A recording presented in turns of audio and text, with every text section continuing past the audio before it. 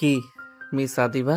ও sorry sorry, আপনার তো গত 2 ঘন্টা 20 মিনিট 33 সেকেন্ড আগে ইসলামী শরীয়ত মোতাবেক এবং আইন মেনে নবীন চৌধুরীর একমাত্র ছেলে নীল চৌধুরীর সঙ্গে বিবাহ সম্পন্ন হইয়াছে। তাই আপনাকে তো এখন মিস বলাটা অন্যায়, তাই না মিসেস আদিবা? বলেছিলাম না, আপনি যত যাই করে নিন, বিয়েটা আপনার আমাকে করতে হবে। কি মিলল তো আমার কথা? তুই এটা কেন করলি নীল? আমি তোর কি ক্ষতি করেছিলাম? তাহলে তুই কেন আমার এত বড় সর্বনাশটা করলি? সর্বনাশ? কি বলছো এসব তুমি সুইটহার্ট? আমি তো আরো তোমাকে সর্বনাশ হওয়ার হাত থেকে বাঁচালাম। এর জন্য মিনিমাম কৃতজ্ঞতা বোধটুকু রাখো। একবার ভেবে দেখো তো, এখন যদি আমি তোমাকে বিয়ে না করতাম তাহলে তোমার এবং তোমার পরিবার এবং তোমার বাবা মার মান সম্মানটা কোথায় গিয়ে দাঁড়াতো? তুই ভুলে যাস না নীল, আমার পরিবার, আমার এবং আমার বাবা মায়ের সম্মান যাওয়ার পেছনে তুই দায়ী। সুইটহার্ট, কেন এমন অযথা কথা বলছো? আর এই তুমি আমাকে তুই বলছো কেন? অভদ্র মেয়ে, স্বামীর সঙ্গে কিভাবে কথা বলতে হয় জানো না? স্বামী মাই ফুট। তোকে আমি কখনো নিজের স্বামী হিসেবে মেনে নেব না। আর কিসের বিয়ে? কোন বিয়ের কথা বলছিস তুই? তুই যে মেয়ে, আমি বিয়ে মানি না, সেখানে তোকে স্বামী হিসেবে মানা তো ইম্পসিবল। জেগে জেগে স্বপ্ন দেখতে থাকো চান্দু, তোমার এই স্বপ্ন কখনো সত্যি হবে না। আমি আদিবা কখনোই তোকে স্বামী হিসেবে মেনে নেব না। সুইটহার্ট, আমাকে তো তোমার স্বামী হিসেবে মেনে নিতে হবে না। আমি জানি তুমি আমাকে স্বামী হিসেবে কখনো মেনে নিবে না। তো কি হয়েছে? আমি তো তোমাকে নিজের স্ত্রী হিসেবে মেনে নিয়েছি। এতেই আমাদের দুজনের সংসার শুধু চলবে না, দৌড়াবে। এই অসভ্য ছেলে, কি সব ফালতু কথা বলছিস তুই? তুই কি ভুলে গেছিস আমি তোর বন্ধুর বড় বোন? আর বন্ধুর বড় বোন মানে নিজের বোন, তাই সম্মান দিয়ে কথা বল। কিঞ্চিত ভুল বললে তুমি সোনা। তুমি আমার বন্ধুর বড় বোন ঠিক, কিন্তু আমার বড় বউ। জুতা চিনিস হারামজাদা ছেলে? জুতা দিয়ে পিটিয়ে তোকে সোজা করে দিব। তোকে ভালোই ভালোই বলছি, আমার সঙ্গে এসব ফালতু কথা বলা বন্ধ কর। আর এই ছেলে, তুই আমার ঘরে কি করছিস? বের হ বলছি, এক্ষুনি বের হ। তা না হলে ঝাড়ু দিয়ে পিটিয়ে তোকে বের করব। তোদের মতো লাফাঙ্গার অসভ্য ছেলেকে কিভাবে পিটিয়ে সোজা করতে হয় তাই আদিবা খান খুব ভালো করেই জানে। আমাকে পিটিয়ে নয় সুইটহার্ট, তোমার আদর দিয়ে সোজা করতে হবে। তুই এই স্বপ্ন দেখতে থাক, আমি কখনোই তোকে আমার স্বামী হওয়ার অধিকার দিব না। তুই নিজে যদি কখনো আমার স্বামী হয়ে অধিকার নিয়ে আমার সামনে আসিস, আমার থেকে খারাপ কিন্তু কেউ হবে না। নিজের ভালো চাস তো সবসময় আমার থেকে দূরে থাকবি। তোর লজ্জা করতেছে না নিজের বন্ধুর বড় বোনকে এইসব অসভ্য কথা বলতে? না গো, আমার একদমই লজ্জা করছে না।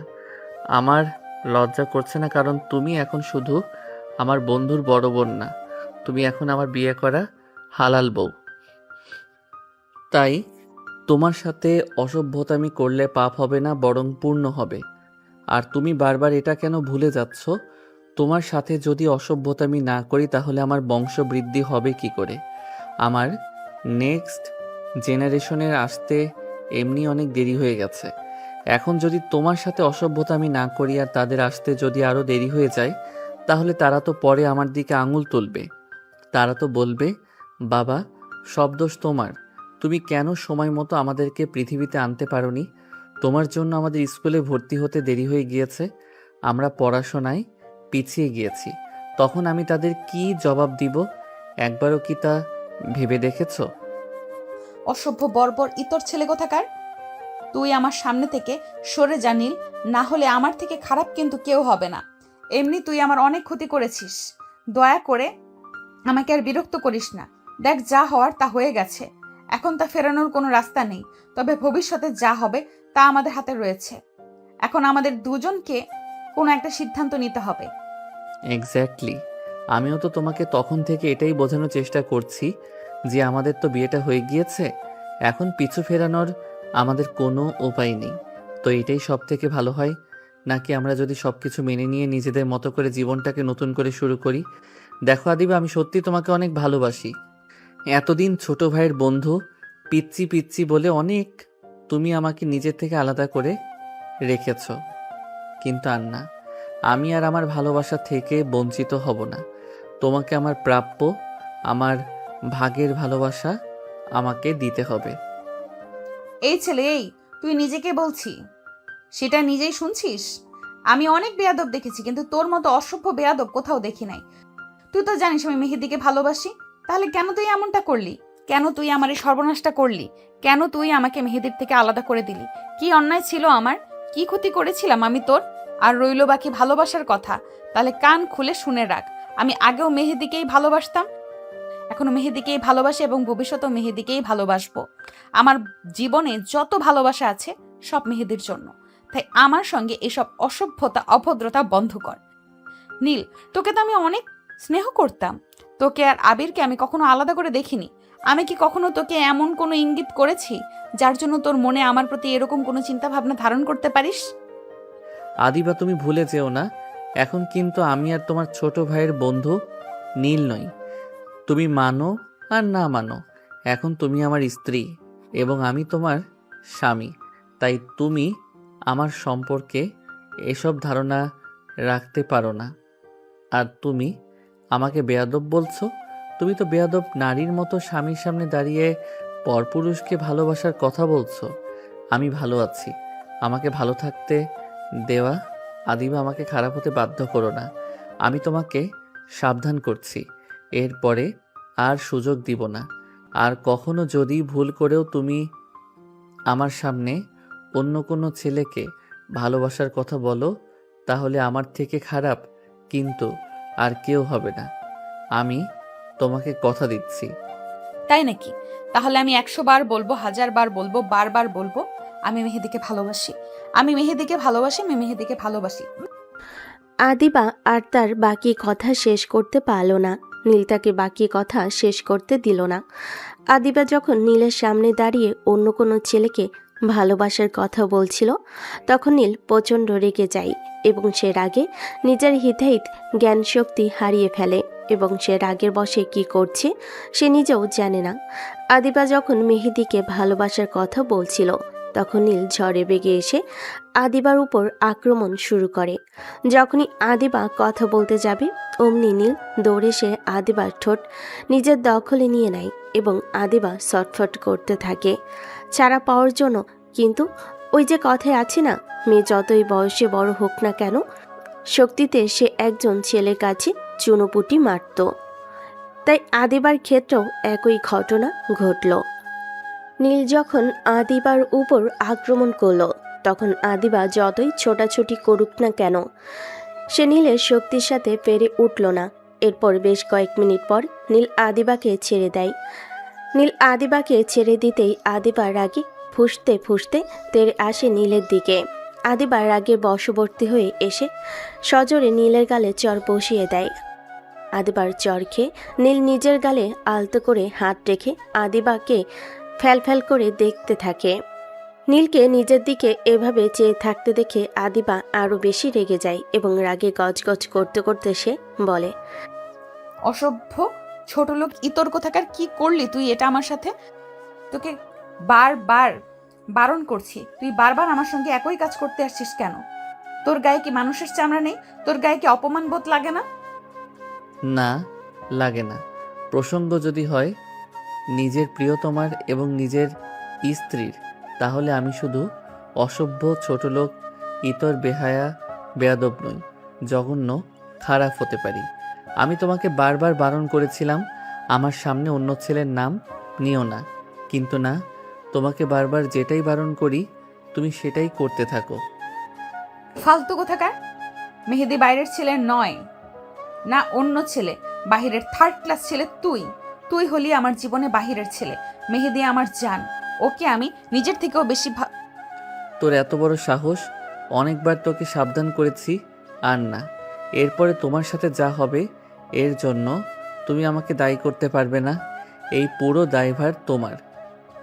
আদিবা কথা শেষ হওয়ার আগে নীল সজোরে আদিবার গালে একটা চর মারে। এরপর রাগের বশবর্তী হয়ে হুট করে আদিবার গলা চেপে ধরে এবং দাঁতে দাঁত পিষে তাকে থ্রেট করে।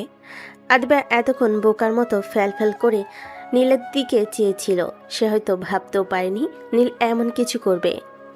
কারণ এখনো পর্যন্ত যতবার তার সঙ্গে নীলের কথা হয়েছে, নীল সবসময় তার সঙ্গে মজা করে হাসি খুশিভাবে কথা বলেছে, কখনো তার সামনে রুট ব্যবহার করেনি।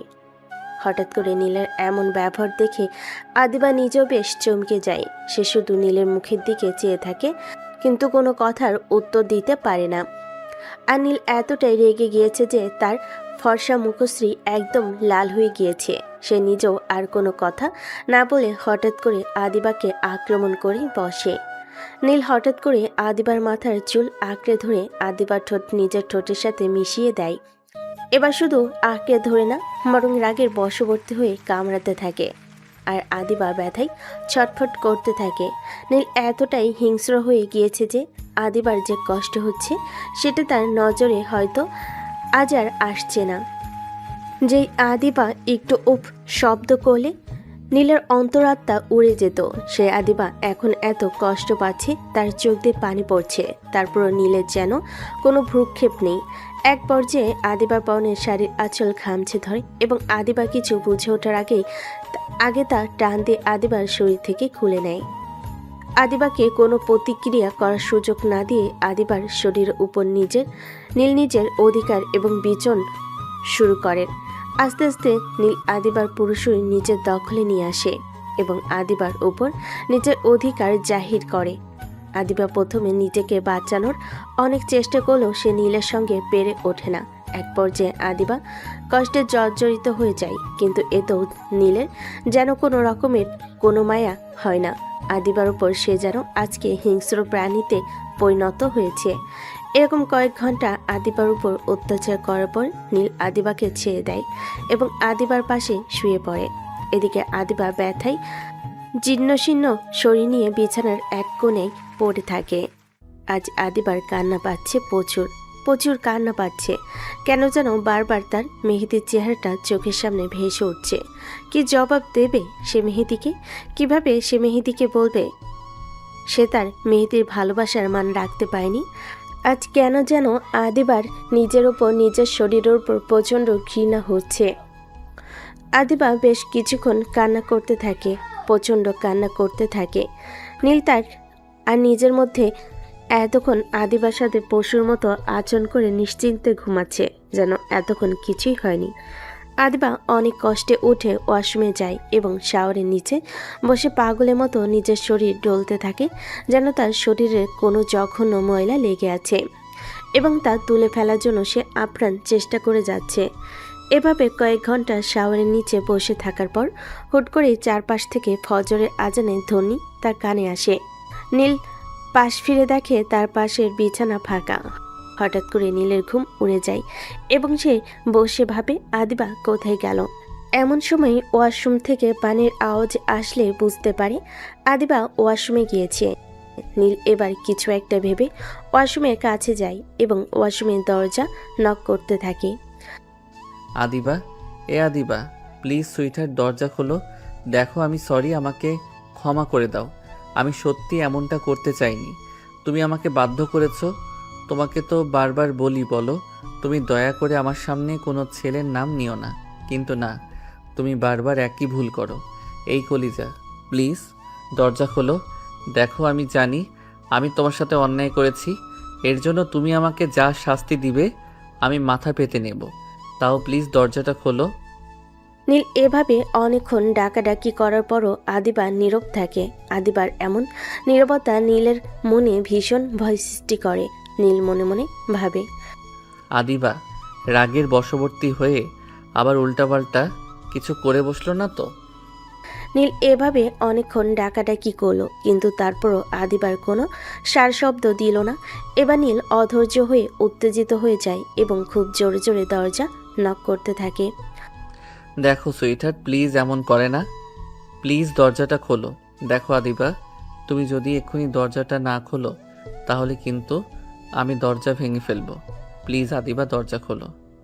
যখন এভাবে অনেক ডাকাডাকির পরও আদিবা দরজা খুলল না, তখন নীল প্রচণ্ড ভয় পেয়ে যায় এবং সে আর দেরি করে না, দরজা ভেঙে ফেলে। নীল দরজা ভেঙে দেখে আদিবা শাওয়ারের নিচে বসে আছে এবং ননস্টপ পানিতে ভিজছে। নীল আদিবাকে দেখে বেশ ভয় পেয়ে যায় এবং বেশ কিছুক্ষণ থমকে থাকে। নীল দৌড়ে গিয়ে আদিবাকে জড়িয়ে ধরে এবং তাকে হালকা হালকা ঝাঁকাতে থাকে। নীল আদিবার গায়ে হাত দিয়ে থমকে যায়। আদিবার পুরো শরীর ঠান্ডা বরফ হয়ে গিয়েছে। নীল মনে মনে ভাবতে থাকে, তবে কি আদিবা সারা রাত এভাবে পানিতে ভিজেছে? কেন যেন এখন নীলের ভিতরে নীল অপরাধবোধ কাজ করছে। সে কি তাহলে আদিবার ওপর অনেক বেশি অন্যায় করে ফেলেছে? নীল এবার আদিবার দিকে ভালো করে লক্ষ্য করে দেখে আদিবা কেমন যেন নেতিয়ে পড়ছে। নীল সাথে সাথেই আদিবাকে নিজের সাথে জড়িয়ে নেয়। এরপর সে আদিবাকে ভালোভাবে মুছিয়ে শুকনো কাপড় পরি বাইরে নিয়ে আসে।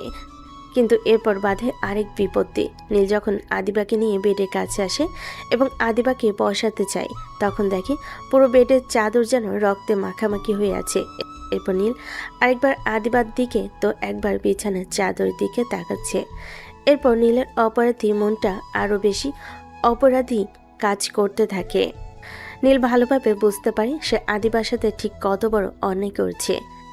সে কোল থেকে আলতো করে আদিবাকে পাশে নামিয়ে খুব দ্রুত বেডের থেকে চাদরটা তুলে নেয় এবং নতুন করে একটা চাদর কাভার থেকে বের করে এনে বিছানায় সুন্দর করে বিছিয়ে আদিবাকে বিছানায় শুয়ে দেয় এবং পুরনো চাদরটা নিয়ে গিয়ে ওয়াশমে ধুয়ে দেয় এবং নিজেও শাও নিয়ে বাইরে এসে দেখে আদিবা এখনও কেমন যেন তাকিয়ে আছে। আদিবাকে দেখে মনে হচ্ছে সে ভীষণ রকমের শকটের মধ্যে রয়েছে। এরপর নীল বাইরে চলে যায় এবং বেশ কিছুক্ষণ পর রুমে ফিরে আদিবাকে কয়েকটি ওষুধ খাইয়ে দেয়। আদিবা যেন তার সাথে কি হচ্ছে না হচ্ছে তা বুঝতে ভুলে যায়। এভাবে অনেকক্ষণ অনেক চেষ্টা করে নীল আদিবাকে ঘুম পাড়াতে সফল হয়। নীল আদিবাকে ঘুম পাড়িয়ে দিয়ে সেও আদিবার পাশে ঘুমিয়ে পড়ে। সকাল 10টার সময় দরজার কড়ানাড়ার শব্দে নীলের ঘুম ভেঙে যায় এবং সে পাশে তাকিয়ে দেখে আদিবা এখনও ছোট্ট বাচ্চাদের মতো গুটিসুটি মেরে ঘুমিয়ে আছে এবং আদিবার চোখের পাশ দিয়ে পানির রেখা দেখে বোঝা যাচ্ছে আদিবা কান্না করছে। নীল আস্তে করে আদিবার পাশ থেকে উঠে গিয়ে দরজা খুলে দেয় এবং দাঁড়িয়ে দেখে আদিবার ছোট ভাই আদি দাঁড়িয়ে আছে। কিরে শালা বাবু, তুই এখানে? মানে এত মানে করছিস কেন? যা বলার ঝেড়ে কাস। আচ্ছা বাদ দে, আয় ভেতরে আয়। না, যাব না। আচ্ছা, আপু কি ঘুম থেকে উঠেছে? নীল এবার ভালো করে আদির দিকে লক্ষ্য করে দেখে আদি কেমন যেন হেজিটেট ফিল করছে নীলের সঙ্গে কথা বলতে। নীল যখন আদিবাকে ঘরের মধ্যে নিয়ে আসার কথা বলে তখন কেমন যেন অদ্ভুত ব্যবহার করে। নীল এটা লক্ষ্য করে। একবার আদি তো আরেকবার ঘুরে আদিবার দিকে লক্ষ্য করে। আদিবা এখনও ঘুমাচ্ছে। তা দেখে নীল আস্তে করে ঘরের বাইরে গিয়ে দরজাটা ভিড়ে আদির ঘাড়ে নিজের হাত রেখে আদিকে সামনের দিকে এগিয়ে নিয়ে যেতে যেতে বলে, ওই শালা, এমন ব্যবহার করছিস কেন? দেখে মনে হচ্ছে তোর বোন নয়, তুই নতুন বউ। না, বিষয়টা তা নয়। বিষয়টা হচ্ছে এখন তোকে কি বলে ডাকবো? কেন আগে যা বলে ডাকতি? আগে যা বলার বলেছি। এখন আগের আর এখনকার মধ্যে অনেক পার্থক্য রয়েছে। আগে তুই আমার শুধুমাত্র বন্ধু ছিলি, কিন্তু এখন তুই আমার বড় আপুর হাজবেন্ড। হ্যাঁ, তা অবশ্য ঠিক বলেছিস। তোর ডাকে পরিবর্তন হলেও আমার ডাকের কোনো পরিবর্তন হয়নি। আমি আগেও তোকে শালা বলেছি, এখনও তোকে শালাই বলছি। নিয়তির খেলা নিয়তির খেলা, বুঝলি নীল? এখন তো তুই আমার মুরব্বী। ওই শালা, একদম ফালতু কথা বলবি না। আমি তোর মুরব্বি মানে? আরে তুই তো এখন আমার বড় বোনের হাজবেন্ড, মানে আমার দুলাভাই। আর দুলাভাই মানে তো গার্ডিয়ান, আর গার্ডিয়ান মানে তো ময় মুরব্বী, তাই নয় কি? শালা বজ্জাত আদি, আর একবার যদি উল্টাপাল্টা কথা বলেছিস তো কানের উপর মেরে কান লাল করে দেব। সম্পর্ক যাই হোক না কেন, তুই আগেও যেমন আমার প্রাণপ্রিয় বন্ধু ছিলি, এখনও তুই আমার প্রাণপ্রিয় বন্ধু আছিস এবং ভবিষ্যতেও তুই আমার প্রাণপ্রিয় বন্ধুই থাকবি। আচ্ছা আচ্ছা, হয়েছে, অনেক হয়েছে। এবার আপুকে নিয়ে নিচে আয়। আম্মু আব্বু আর আঙ্কেল আন্টি তোদের জন্য নিচে অপেক্ষা করছে। ব্রেকফাস্ট করে তো আবার তোদেরকে তোদের বাড়িতে বেরোতে হবে। ওই শালা, ভাগিয়ে দিচ্ছিস নাকি? তো বোন বিয়ে দিয়েছি কি ঘরে বসে বসে খাওয়ানোর জন্য নাকি? ওরে শালা, তোর বোন এত খাদক নাকি তাই বোনকে আমার ঘাড়ে ঝুলিয়ে দিলি? ঝুলিয়ে দিয়েছি নাকি তুই ছিনিয়ে নিয়েছিস? শোন নীল, ঘটনা যাই হোক, সত্যি তুইও জানিস আমিও জানি কিভাবে, কোন পরিস্থিতিতে এবং কেন তোর আর আপুর বিয়ে হয়েছে।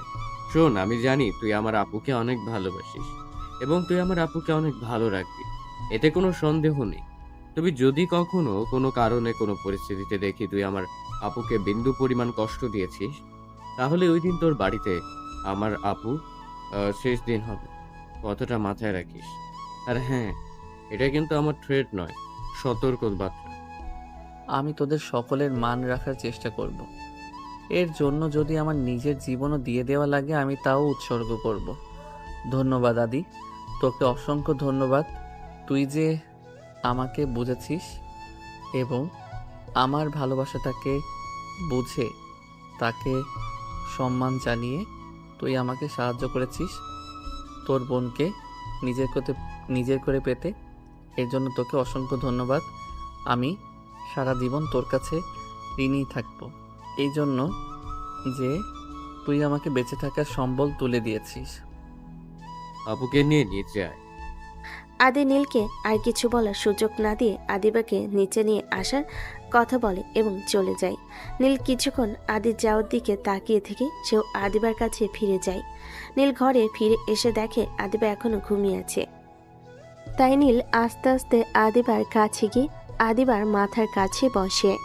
আদিবার মাথাটা নিজের কোলের উপর নিয়ে হালকা করে বিলি কেটে দিতে থাকে। হঠাৎ কারোর এমন কোমল মায়াবী স্পর্শে আদিবার ঘুম হালকা হয়ে যায়। এরপর সে আস্তে আস্তে চোখ খুলতেই তার চোখের সামনে ঝাপসা দেখে। পরিস্থিতি বুঝতে আদিবার বেশ কয়েক মিনিট সময় লাগে। এরপর যখন তার মস্তিষ্ক সক্রিয় হয় এবং সে অনুধাবন করে গতকাল থেকে এখন পর্যন্ত তার সাথে ঠিক কি হয়েছে এবং সাথে সাথে উঠে বসে এবং নীল কিছু বুঝে ওঠার আগে তাকে সজোরে ধাক্কা মেরে নিচে ফেলে দেয়। আদিবার এমন হঠাৎ আক্রমণে নীল ভ্যাবাচাকা খেয়ে যায়। নীল প্রথম কিছু বুঝে উঠতে না পারল, হঠাৎ মেঝেতে পড়ে তার কোমর এবং পায়ে বেশ খানিকটা আঘাত পায়। অসভ্য ছোটলোক জানোয়ার কোথাকার! তোকে তো আমি এতদিন শুধু বাচ্চা ভেবে ইগনোর করে গেছি, কিন্তু তোর মনে মনে যে এতটা শয়তানি, তুই যে এত বড় জানোয়ার, যদি আগে জানতাম তাহলে কখনোই তোকে আমি আমার আশেপাশে ঘেঁষতেও দিতাম না। তুই কি করে পারলি আমার এত বড় সর্বনাশ করতে পারলি? মেহেদি তো এখন কখনোই আমাকে মেনে নিবে না, আর ও মেনে নিল আমি বা কি করে তার সামনে গিয়ে দাঁড়াবো? কিভাবে বলবো আমি তার ভালোবাসার মর্যাদা দিতে পারিনি? আমি পারিনি নিজেকে রক্ষা করতে তোর মতো পশুর হাত থেকে। আমি কি করে তাকে বলবো আমি আমার সর্বস্ব হারিয়েছি? না, আমি পারবো না, কখনোই পারবো না মেহেদিকে ঠকাতে। আর ওকে ছাড়া বেঁচে থাকাও আমার পক্ষে সম্ভব না। তুই কেন করলি আমার সঙ্গে এটা? আমি যে আর বেঁচে থাকতে পারবো না, যে মুখ আমি মেহেদিকে দেখাতে পারবো না, সেই জীবন রেখে আমার কোনো লাভ নেই। দেখো আদিবা, আমি জানি আমি ভুল করেছি। ভুল? তাই ভুল করেছিস, তুই অন্যায় করেছিস, জঘন্য অন্যায়। তোকে তো আমি কখনোই ক্ষমা করব না, এই জীবনে তো পারবোই না। দেখো তুমি শান্ত হও। আমি জানি আমার দ্বারা কাল একটা অন্যায় হয়ে গিয়েছে, কিন্তু এখন তো কিছু করার নেই। আর তাছাড়া একদিক দিয়ে দেখতে গেলে আমি কোনো অন্যায় করিনি, কারণ তুমি এখন শরীয়ত মোতাবেক আমার স্ত্রী, আইন মোতাবেক আমার স্ত্রী। তাই তোমার উপর আমার সম্পূর্ণ অধিকার আছে। আমি কোনো অন্যায় করিনি, বরং অন্যায় করেছো তুমি, এবং বারবার করছো। নিজের স্বামীর সামনে বারবার অন্য একটা ছেলেকে ভালোবাসার কথা বলছো, এটা কি অন্যায় নয়? স্বামী? কিসের স্বামী? কে মানে তোকে স্বামী? ভুলে যাস না, তুই শুধু কালকে আমার সঙ্গে একটা অন্যায় করিসনি, তুই গতকাল আমার পুরো জীবনটা বরবাদ করে দিয়েছিস। তুই পরিকল্পনা করে আমাকে বিয়ে করেছিস। আমি তোকে কখনো নিজের স্বামীর মর্যাদা দেব না। আর বাকি রইল অধিকারের কথা। অধিকার তো মানুষ তখন পায় যখন বিপরীত পাশের মানুষের প্রতি সম্মান থাকে। তুই কি আমার সম্মতি নিয়ে আমার সঙ্গে কিছু করেছিস? না তো, তুই আমার সম্মতির বিরুদ্ধে গিয়ে আমার সঙ্গে অন্যায় করেছিস। আর এটাকে কি বলে জানিস? এটাকে স্বামীর অধিকার না, এটাকে রেপ করা বলে। আর তুই আমাকে রেপ করেছিস, তুই আমার পাপী, আমার রেপিস্ট। তুমি এভাবে বলতে পারো না আদিবা। দেখো, বিয়েটা কোনো ছেলে খেলা না যে তুমি আমি একবার খেললাম, খেলা শেষ, সব কিছু শেষ, তা না। বিয়েটা একটা পবিত্র বন্ধন। বিয়েটা যেভাবে হোক, যে পরিস্থিতিতেই হোক, আমাদের বিয়েটা হয়েছে, তাই আমাদের উচিত সব কিছু ভুলে আবার নতুন করে শুরু করা, নিজেদের জীবনটাকে নিজেদের মতো করে সুন্দর করে গুছিয়ে নেওয়া। হাসালি সংসার, জীবন গড়া, তাও আবার তোর মতো জানোয়ারের সঙ্গে, ইম্পসিবল। আমি কখনোই তোর সাথে সংসার করব না। আমি ডিভোর্স চাই। আমি কখনোই একজন রেপিস্টের সাথে নিজের জীবন গড়তে পারবো না। আমি মেহেদির সাথে জীবন শুরু করি বা না করি, তাও তোর মতো জানোয়ারের সঙ্গে নিজের জীবন নষ্ট করব না। আর আমি কখনোই তোকে ক্ষমা করব না। আদিবা প্লিজ একটাবার আমার কথা বোঝার চেষ্টা করো। আমি তো ভাইয়া আসবো? নিশা ডাকে আদিবা এবং নীল দুজনেই পিছন ফিরে দেখে আদিবার চাচাতো বোন নিশা নীল এবং আদিবাকে ডাকছে। নিশাকে দেখে দুজনে সংযত হয়ে যায়। তাদের মধ্যে তারা ঝামেলাটা নিশার সামনে আর ফুটিয়ে তুলতে চায় না। এরপর নিশা তাদের থেকে অনুমতি নিয়ে ওদের ঘরে প্রবেশ করে এবং তাদের দুজনকে উদ্দেশ্য করে বলে, সরি ভাইয়া, সরি আপু, আপনাদের ডিস্টার্ব করার জন্য। নাটক না করে কি বলবি বল। কোনো সমস্যা আপু? তুমি এমন করতেছো কেন? না নিশা, আসলে তোমার আপু একটু ডিস্টার্ব হয়ে আছেন তো, এই জন্য আর কি। ওনার কথা ধরো না। আচ্ছা বলো, তুমি কি বলছিলে জানো? আসলে ভাইয়া আপনাকে আর আপুকে সবাই নিচে ডাকছিল। এরপর নিশা নীল আর আদিবার দিকে ভালো করে একবার লক্ষ্য করে নিচে চলে যায়। নিশা চলে যেতেই আদিবা নীলকে আর কোনো কথা বলার সুযোগ না দিয়ে নিচে চলে গেল এবং আদিবা চলে যেতে নীল তার পিছু পিছু নিচে গেল। আদিবা এবং নীল নিচে গিয়ে দেখে সকলে ডাইনিং টেবিলে তাদের জন্য বসে বসে অপেক্ষা করছে। নীল কোনো কথা না বলে চুপচাপ গিয়ে আদিবার বাবার পাশে একটা চেয়ার ফাঁকা ছিল সেটা টেনে বসে পড়ল। নীল বসার পর আদিবা যখন টেবিলের কাছে গেল তখন গিয়ে দেখে টেবিলে মাত্র একটি চেয়ারই ফাঁকা আছে, তাও আবার সেটা নীলের পাশে। আদিবা প্রথমে বসতে চাইল না। আদিবা যখন খাবার টেবিলে না বসে উঠে চলে যাচ্ছিল তখন পিছন থেকে হঠাৎ করে আদিবার বাবা আদিবাকে ডেকে বলল, কোথায় যাচ্ছ মামুনি তুমি? আমার খিদে নেই বাবা। খিদে নেই বললেই হবে? আর তাছাড়া আবার কবে তোমার সঙ্গে একসঙ্গে বসে খেতে পারবো তা জানা নেই। তাই বলছি কি আম্মু, তুমি এসো, আমার পাশে এসে বসো এবং বাবার সঙ্গে বসে খাও। আর কবে খেতে পারবো না মানে? বুঝলাম না বাবা। দেখো মেয়ের কাণ্ড। আম্মু, তুমি কি ভুলে যাচ্ছ গতকালকে যে তোমার নীল বাবার সঙ্গে বিয়ে হয়েছে? তার শ্বশুর বাড়িতে যেতে হবে না? কেন বাবা, আমাকে তাড়িয়ে দেওয়ার এত তাড়া ছিল তোমার? এমন করে কেন বলছো মামুনি? তাহলে কেমন করে বলবো বাবা? তুমি তো খুব ভালো করেই জানতে আমি সবেমাত্র অনার্স ফার্স্ট ইয়ারে পড়ি। তাহলে এত তাড়াতাড়ি আমার বিয়ে দেওয়াটাকে খুব জরুরি ছিল? আমাকে অনার্স কমপ্লিট করার সুযোগটুকুও কেন দেওয়া হলো না? আমি কি তোমাদের কাছে খুব ভারী হয়ে গিয়েছিলাম? এমন করে বলো না মা। তুমি কি বোঝো না বাবার কষ্ট হয়? আর মেয়েরা কখনো বাবার কাছে ভারী হয় না মা। মেয়েরা তো বাবার অহংকার, বাবার গর্ব। তুমি কি করে বাবাকে কথাটা বলতে পারলে মা? তাহলে কেন তুমি আমাকে এত তাড়াতাড়ি বিয়ে দিয়ে দিলে, তাও আবার আমাদেরই ছোট ভাইয়ের বন্ধুর সাথে, যে কিনা আমার থেকেও 2 বছরের জুনিয়র? এখন আমি আমার বন্ধু বান্ধবদের কিভাবে বলবো আমি একজন আমার থেকে 2 বছরের জুনিয়র ছেলেকে বিয়ে করেছি? যাবা তুমি আমাকে বিয়ে দিলে, কিন্তু জুনিয়র ছেলে দেখে কেন বিয়ে দিলে? দেশে কি আর কোনো ছেলে ছিল না? মা, এটা হারাম কিছু নয়। আর তাছাড়া আমাদের ধর্মে এর কোনো নিষেধাজ্ঞা জারি করা নেই। তাহলে তোমার নীল বাবাকে নিজের স্বামী হিসাবে মেনে নিতে সমস্যাটা কোথায়? বাবা প্লিজ, আমি কোথাও যেতে চাই না। আমি তোমাদের ছাড়া থাকতে পারবো না। প্লিজ আমাকে কোথাও যেতে দিও না। আমি কিন্তু মরে যাব বাবা। বাবা, আমার তোমাদের ছাড়া থাকতে খুব কষ্ট হবে। প্লিজ বাবা, আমাকে যেতে দিও না। দেখো মেয়ের কাণ্ড, এভাবে বলতে হয় না মা। সব মেয়েদেরই একদিন না একদিন তার আপন ঘর, তার স্বামীর ঘরে চলে যেতে হয়। যুগের পর যুগ এটাই হয়ে আসছে। এটাই আমাদের মেয়েদের জীবনের সবথেকে বড় সত্য। কিন্তু মা, আমি তো এত তাড়াতাড়ি এত বড় সত্যের সম্মুখীন হতে চাইনি। তাহলে কেন তোমরা আমাকে এত তাড়াতাড়ি এত কঠিন একটা সত্যের সম্মুখীন করে দাঁড় করালে? এটার কি খুব প্রয়োজন ছিল? এভাবে বলতে হয় না আম্মু। তাছাড়া তুমি তো খুব একটা দূরে যাচ্ছ না। তোমার তো কপাল ভালো, তুমি আমাদের পাশেই থাকবে। তুমি তো শুধু ফ্লোর চেঞ্জ করছো, 2nd ফ্লোর থেকে 3rd ফ্লোরে যাচ্ছ। কিন্তু অন্য মেয়েদের কথা চিন্তা করে দেখো তো, তারা তাদের বাবা মা, পরিবার, ভাই বোন, আত্মীয় স্বজন, বন্ধু বান্ধব সকলকে ছেড়ে মাইলের পর মাইল দূরে গিয়ে কিভাবে থাকে? মা আমার মন খারাপ করে না। তোমাদের কি আমাকে ছাড়া থাকতে একটু কষ্ট হবে না আব্বু আম্মু?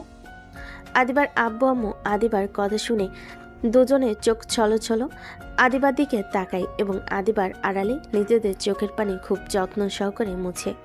আদিবা সামনে মুচকি হেসে তাকে বলে, আমাদের কষ্ট কেন হবে আম্মু? আমাদের মাটা তো আমাদের থেকে বেশি দূরে যাচ্ছে না। আমাদের আম্মুটা তো আমাদের আশেপাশে থাকবে। আমার মার যখন আমাদের দেখতে পছন্দ হবে তখন সে চলে আসতে পারবে, এবং আমাদের যখন আমার আম্মুটাকে খুব দেখতে ইচ্ছে করবে তখন আমরা চলে যাব আমার আম্মুর কাছে। কি আম্মু তুমি আমাকে তোমাদের বাড়িতে যেতে দিবে না? আর ভাই সাহেব, আপনাদের কোনো অসুবিধা আছে যদি আমার আম্মুটা আমাদের কাছে আসে বা আমরা আমাদের আম্মুর কাছে যাই?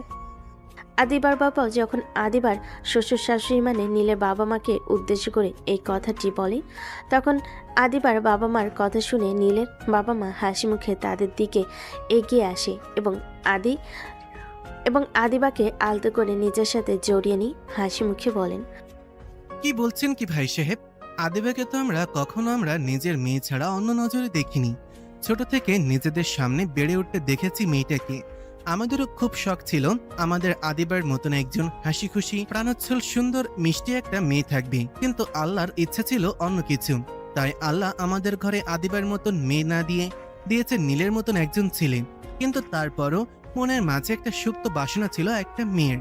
তাই যখনই আদিবার হাসি মুখ দেখতাম তখনই মনে হতো আমার যদি এমন একটা মিষ্টি মেয়ে থাকতো। আবার কয়েকবার মনে মনে এটাও ভেবেছি, আদিবার মতন করে কেন আদিবাকে যদি আমাদের বাড়িতে নেওয়া যেত। কিন্তু কিভাবে নিব? আদিবাকে যে পুত্রবধূ করার বাসনা মনে আসেনি তা কিন্তু নয়, এসেছে। কিন্তু সমাজ, পরিবেশ, পরিস্থিতির ভয়ে বা আপনারা যদি আপনাদের মেয়ের থেকে বয়সে ছোট ছেলের সঙ্গে নিজের মেয়ের বিয়ে দিতে না চান, এতে যদি আমাদের সম্পর্ক নষ্ট হয় বা আদি ভাই যদি আর কখনো আমাদের বাড়িতে না আসে, আমাদের সাথে দুষ্টুমি না করে, তাহলে আমাদের চলবে কিভাবে? এই ভয়ও অনেকবার মনের মধ্যে আশা বাসনাটাকে দাবিয়ে রেখেছি, কখনো মাথা চাড়া দিয়ে উঠতে দেইনি।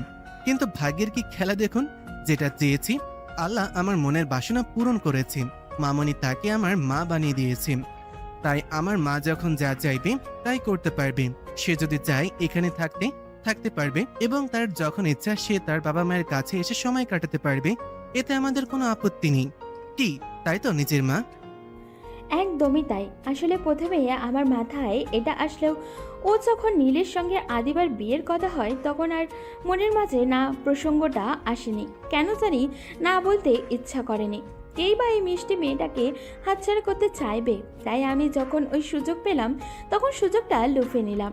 আমরা তো আমাদের মেয়েটাকে সাদরে নিজের করে গ্রহণ করে নিলাম, কিন্তু আমাদের মেয়েকে আমাদেরকে নিজের করে নিতে পেরেছে, এটা তো জানার প্রশ্ন, তাই না? প্রশ্নটি করে নীলের মা আদিবার দিকে এগিয়ে আসে এবং আদিবার এক হাত নিজের মুঠোয় নিয়ে এবং মাথায় আলতো হাতে বলে, আদিবাকে নরম কণ্ঠে জিজ্ঞেস করে, আমু, আমাদেরকে নিজের করে গ্রহণ করেও ও নেওয়া যায় না? আমরা তো ছোটবেলা থেকে তোকে কখনো অন্য চোখে দেখিনি, নিজের মেয়েই মনে করেছি। তুই কি আমাদের নিজের বাবা মা মনে করতে পারিস না? তুই কি পারিস না নীলের মতো করে আরেকটা সন্তান হয়ে উঠতে? আমাদের এই চাওয়াটাকে কি খুব অন্যায় হয়ে যাবে? আদিবা নীলের বাবা মায়ের কথা শুনে কি বলবে ঠিক বুঝে উঠতে পারে না। সে ভিতর থেকে ভীষণ দুর্বল হয়ে পড়ে। সে মনে মনে ভাবে, এই মানুষগুলো ছোটবেলা থেকে আমাকে কত আদর স্নেহ করেছে, আমার বাবা মায়ের মতোই আমাকে ভালোবেসেছে। এনারা আমাকে কত ভালোবাসে, আমি কিভাবে একজনের শাস্তি আরেকজনকে দিব? আমি কিভাবে এনাদের বলবো যে আমি এনাদেরকে নিজের করে নিতে পারবো না? আমি পারবো না এনাদের সঙ্গে থাকতে। এনাদের সাথে তো আমার কোনো সমস্যা নেই, এনারা তো আমার কোনো ক্ষতি করেনি, বরং দিয়েছে বুক ভরা ভালোবাসা। তাহলে কিভাবে আমি তাদের আশাহত করি? হে আল্লাহ, তুমি আমাকে পথ দেখাও, আমি কি করব? কি রে, কি হলো? কথা বলছিস না কেন যে? কেন, কি সমস্যা? তবে কি তুই আমাদের গ্রহণ করতে পারবি না আমাদেরকে নিজেদের করে নিতে? আদিবা নীলের মায়ের কথা শুনে চলো চোখে নীলের মায়ের দিকে তাকাই এবং এক পলক নীলের দিকে তাকাই। তারপর নীলের মাকে জড়িয়ে ধরে কান্না করতে করতে বলে, আমি কেমন করে মায়ের আবদার ফেলে দিয়ে আমাকে বলবে? আমিও তো তোমাদের অনেক ভালোবাসি আঙ্কেল আন্টি, কিন্তু আমার পড়াশোনা। এটা নিয়ে তোমার কোনো চিন্তা করতে হবে না মামনি। তোমার পড়াশোনা যেমন চলছিল ঠিক তেমনিই চলবে, এতে আমাদের কোনো অসুবিধা নেই। বরং আমরা নিজেরাও চাই তুমি নিজের পড়াশোনা চালিয়ে যাও। আর তাছাড়া তুমি আর নীল তো একই কলেজে যাওয়া আসা করো, তাহলে তোমরা দুজন একসঙ্গে যাতায়াত করতে পারবে, এতে তো আমাদের কোনো অসুবিধা নেই মা।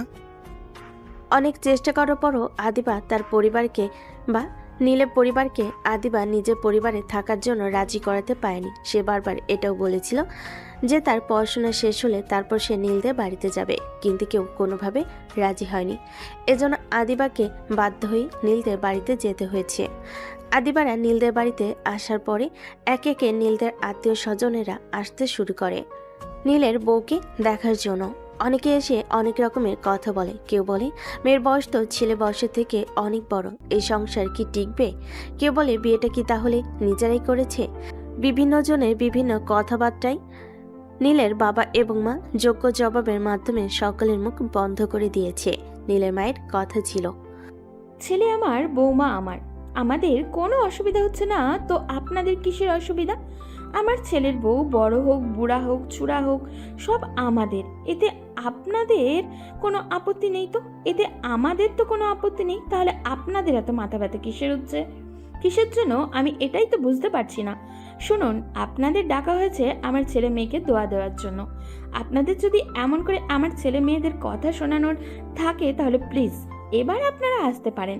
আপনাদের মতো আত্মীয় স্বজন আমার অন্তত দরকার নেই। অনেক অপমানিত বোধ হয়। চুপ হয়ে গেছে তো অনেকে চলে গিয়েছে। এতে অবশ্য আদিবার বাবা মা কারোরই কিছু যায় আসে না।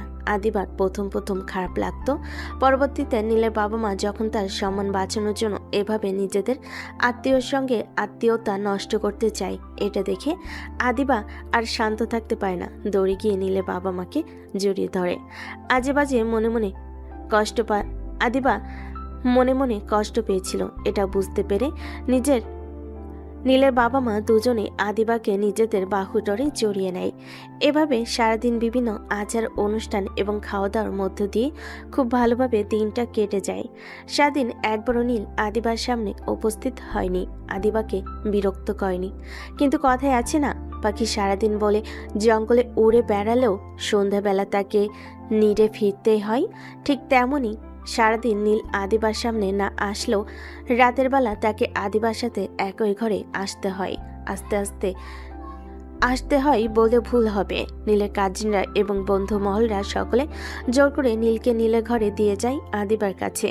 হুট করে দরজা লাগানো শব্দে আদিবা পিছনে ফিরে তাকিয়ে দেখে নীল এসেছে। নীল আদিবাকে দেখা মাত্র তার মাথা নত করে ফেলে। আদিবা নীলের এরূপ অবস্থা দেখে তাচ্ছিল্য ভরা একটা হাসি দেয় এবং আস্তে আস্তে নীলের সামনে এগিয়ে গিয়ে নীলের মুখ উঁচু করে বলে, কি চলে এসেছিস তো নিজের চাহিদা মেটাতে? আসলে ভালোবাসা টালোবাসা কিছু না, তোর এতদিনের লালসা ছিল আমার শরীরের উপর, এই জন্য যখন সুযোগ পেয়েছিস তখনই ঝাঁপিয়ে পড়েছিস। তোরা ছেলে জাতটাই খারাপ, জেনে একটা অবলা মেয়েকে অসহায় পেয়ে গেছিস, অমনি ভোগ করতে শুরু করে দিয়েছিস। তাহলে আজকে এত ভালো সাজার নাটক করার কি আছে? যা করার তা করে ফেলেছিস, আবার তো এসেছিস আমার শরীরকে খুব ভালো লেগেছে, তাহলে আর দেরি করছিস কেন? যা করতে এসেছিস করে বেরিয়ে যা ঘর থেকে, তোর চেহারা আমার দেখতে ইচ্ছে করছে না। আদিবা, এবার কিন্তু তুমি খুব বেশি বেশি করছো। বেশি বেশি করছি? ও আচ্ছা, আমি বেশি বেশি করছি তাই না? তাহলে তুই গতকাল কি করেছিস ভুলে গেছিস সব? আরে ভুলে তো যাবি, এতদিনের লালসা মিটিয়ে নিয়েছিস, এখন আর মন থাকবে না তো। এভাবে না বলে যদি এতই রাগ থাকে তাহলে একবারে মেরে ফেললেই তো পারতে। এখনো তো তোর মতো এতটা জঘন্য খারাপ হতে পারেনি, এজন্যই হয়তো এখনো বেঁচে আছিস, তা না হলে গত রাত্রে তোকে খুন করে ফেলতাম। তবে অপেক্ষায় থাকবো তোমার হাতে খুন হওয়ার জন্য। কথাটি বলে নীল আদিবাকে পাশ কাটিয়ে গিয়ে একটা কাঁথা এবং বালিশ নিয়ে ফুলরে বিছিয়ে শুয়ে পড়ে এবং আদিবাকে লক্ষ্য করে বলে, আপাতত কিছুদিন এভাবে সহ্য করে নাও, কারণ এখন যদি এই ঘর থেকে বেরিয়ে যাই, বাড়িতে অনেক আত্মীয় স্বজন পাড়া প্রতিবেশী আছে, তারা বিভিন্নভাবে বিভিন্ন রকমের কথা শোনাবে। আর আমি চাই না আমাদের কথা বাইরের কেউ জানুক এবং তা নিয়ে তোমাকে, আমাকে বা আমাদের পরিবারকে কোনো কথা শোনাক। আশা করব তুমিও এতটুকু অ্যাডজাস্টমেন্ট করবে। আর পাড়া প্রতিবেশী বাড়ির লোকজন চলে গেলে তোমাকে তোমার প্রপার প্রাইভেসি দিয়ে দিব, রুম থেকে বেরিয়ে যাব আর আসবো না। যত সব থার্ড ক্লাস ড্রামা। এভাবেই বেশ কিছুদিন কেটে যায়। এর মধ্যে নীল একবারও আদিবাকে ডিস্টার্ব করেনি, না আদিবা অযথা নীলকে ডিস্টার্ব করেছে বা নীলের সঙ্গে কোনো কথা বলেছে। যদিও নীল কয়েকবার চেষ্টা করেছিল, সরি বলেছিল আদিবাকে, কিন্তু তারপরও আদিবা কোনোভাবে নীলকে পাত্তা দেয়নি। আজ আদিবা এবং নীলের বিয়ে হওয়ার 1 সপ্তাহ, তাই আদিবা সিদ্ধান্ত নিয়েছে আজকে থেকে সে কলেজে যাবে। এতে নীলের বাবা মা সম্মতি দিয়েছে এবং তারা বলেছে নীলকে তাকে নিয়ে আসতে। প্রথমত আদিবা নীলের সঙ্গে যেতে না চাইলেও পরবর্তীতে নীলের বাবা মায়ের জোরাজোরিতে আদিবা রাজি হয় নীলের সঙ্গে কলেজে যাতায়াত করতে। আদিবা যখন নীলের সঙ্গে কলেজে যেতে রাজি হয়, এতে নীল বেশ মনে মনে খুশি হয়। সে হয়তো এভাবে আস্তে আস্তে আদিবা নীলকে মেনে নিবে। তাই নীলের মনে নিজের অজান্তেই তাই নীল নিজের মনের আনন্দে নিচে যায়, পার্কিং থেকে গাড়ি বের করে, এদিকে ফোন দেয় কলেজে যাওয়ার জন্য। নীল এবং আদি এবার এইচএসসি ক্যান্ডিডেট। নীল তার বাইক বের করে এদিকে কল দেওয়ার পরে আদিও এসে গ্যারেজ থেকে গাড়ি বের করে। দুজনেই বাইক নিয়ে বিল্ডিংয়ের সামনে অপেক্ষা করতে থাকে আদিবার আসার জন্য। আদিবা নীলের বাবা মা এবং আদিবার বাবা মায়ের সঙ্গে দেখা করে তাদের থেকে বিদায় নিয়ে নিচে আসে এবং কোনো দিকে না তাকিয়ে সোজা গিয়ে আদির বাইকের পিছনে উঠে বসে। আদিবা যখন হুট করে এসে আদির বাইকে উঠে বসে, তখন নীলের হাস্যোজ্জ্বল চেহারাটা ঘন কালো মেঘে ঢেকে যায়। আদি বিষয়টা লক্ষ্য করে এবং সাথে সাথে সে আদিবাকে প্রশ্ন করে, কি রে আপু, তুই আমার বাইকে? কেন, আমি তো তোর বাইকেই যাই আগে থেকেই। কিন্তু আগে তো তোর বর ছিল না, এখন তো তোর বর হয়েছে, তাহলে তুই আমাকে কেন নিজে ড্রাইভার বানাচ্ছিস? বর মাই ফুট, ফালতু কথা না বলে গাড়ি স্টার্ট দে। আর যদি তোর আমাকে নিয়ে যেতে অসুবিধা হয় তাহলে বল, আমি একাই চলে যাচ্ছি। কিন্তু আপু। আচ্ছা আদি, বাদ দে, তাড়াতাড়ি চল। আজকে আমাদের একটা ইম্পর্টেন্ট লেকচার আছে, এটা নিশ্চয়ই ভালো করে জানিস, আর সেটা কোনোভাবে মিস দেওয়া যাবে না, কারণ 1 মাস বাদে আমাদের পরীক্ষা, তাই সিলেবাসে কোনো কিছু বাদ দেওয়া যাবে না। আচ্ছা ঠিক আছে, চল। এই নীল ভাইয়া দাঁড়াও, আমাকে নিয়ে যাও। তোমাকে নিয়ে যাব মানে? কোথায় যাচ্ছ তুমি? উফ ভাইয়া, তুমি কি কানা নাকি? দেখো না কোথায় যাচ্ছি। ইউনিফর্ম তো পরে আছি স্কুলের, তাহলে কেন জিজ্ঞেস করছো কোথায় যাচ্ছি? তাড়াতাড়ি চলো তো, এমনি অনেক দেরি হয়ে গেছে। এই লেট লতিফা, তুই প্রতিদিনের মতো আজকেও দেরি করেছিস। তোর স্কুল কয়টায় আর তুই যাচ্ছিস কয়টায়?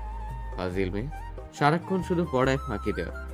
ভালো করে পড়াশোনাটা কর, বুঝলি? না হলে কাকা তোকে কোনো এক কাজে ছেলের সাথে বিয়ে দিয়ে দেবে, তখন লোকের বাসায় কাজ করে খাওয়া লাগে। এই শোন আদি ভাইয়া, বেশি কথা বলবি না। আমার কামের ছেলের সাথে বিয়ে হবে মানে? আমার বিয়ে তো হবে নীল ভাইয়ের মতো স্মার্ট হ্যান্ডসাম গুড লুকিং একটা ছেলের সঙ্গে। আর তাছাড়া কবি বলেছে, যারা পড়াশোনায় কাকে মারে তাদের বড়রা অনেক হ্যান্ডসাম হয়, নীল ভাইয়ের মতো। এই ফালতু কথা কোন কবি বলেছে রে তোকে? আমাকে যে সারাদিন গবেট গবেট বলিস, সামান্য কবির নাম নিজে জানিস না, নিজে আবার নিজেকে ইন্টেলিজেন্ট বলিস। ছি, তোর এই ইন্টেলিজেন্টের কথাই আগুন, যে ইন্টেলিজেন্টের দ্বারা সামান্য একটা কবির নাম জানিস না। আচ্ছা, এই কবির নামটা তো আমিও জানি না। আরে ভাইয়া, হ্যান্ডসাম ছেলেরা কবিতা পড়ে না আমি জানি, তাই তোমাকে বলিনি, ওই বলদকে বলেছি। যাই হোক, তোমার জানার জন্য বলে দিচ্ছি, কবি নিশানন্দ দাস বলেছে এই লাইনটি। নিশার কথা শুনে নীল এবং আদি দুজনেই আবুলের মতো তার দিকে কিছুক্ষণ চেয়ে থাকে। এরপর দুজনের চোখাচোখি করে আসলে নিশা কোনো কবির নাম বলল নিশান্ত দাস বলে কোন কবি আছে বলে এ পর্যন্ত তাদের জানা নেই। তিনজনই এমন আজেরা কথার মাঝে আদিবা বিরক্ত হয়। হুট করে তাদের পিঠে চাটি মেরে বলে উঠল, এই তোরা যাবি নাকি আমি নেমে যাব? আমার কিন্তু এবার ভীষণ বিরক্ত লাগছে। আদিবার কথা শুনে নিশা ভয় পেয়ে যায় এবং দ্রুত নীলের বাইকের পিছনে উঠে পড়ে। এরপর আদি এবং নীল দুজনে বাইক স্টার্ট করে। তাদের তিনজনের কলেজে যেতে প্রথমে নিশার স্কুল পড়ে। নিশার 10ম শ্রেণীর বিজ্ঞান বিভাগের ছাত্রী। তাকে দেখতে লাগে অলস, কিন্তু তারপরও দুর্দান্ত মেধাবী একজন ছাত্রী।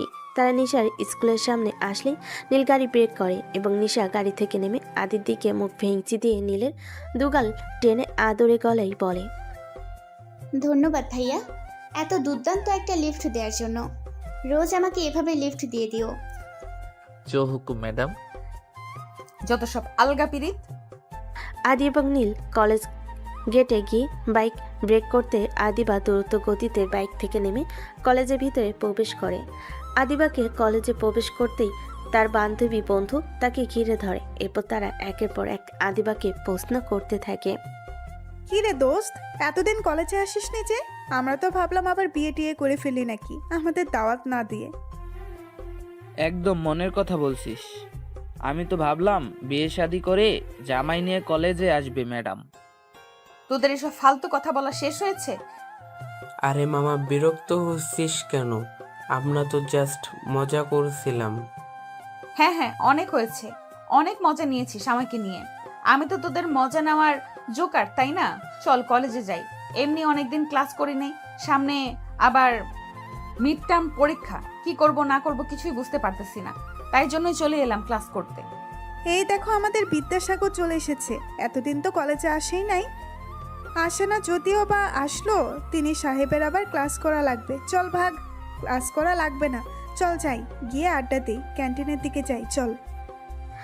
আদিবা না যেতে চাইলেও আদিবাকে তার বন্ধু বান্ধবরা সকলে জোর করে আদিবাকে নিয়ে ক্যান্টিনের দিকে চলে যায়। নীল এবং আদি গ্যারেজে বাইক পার্ক করে এসে দেখে আদিবা তার বন্ধু বান্ধবদের সাথে ক্লাসে আগে ক্যান্টিনের দিকে যাচ্ছে। আদিবাকে ক্যান্টিনের দিকে যেতে দেখে নীল ভুরু কুঁচকে যায়।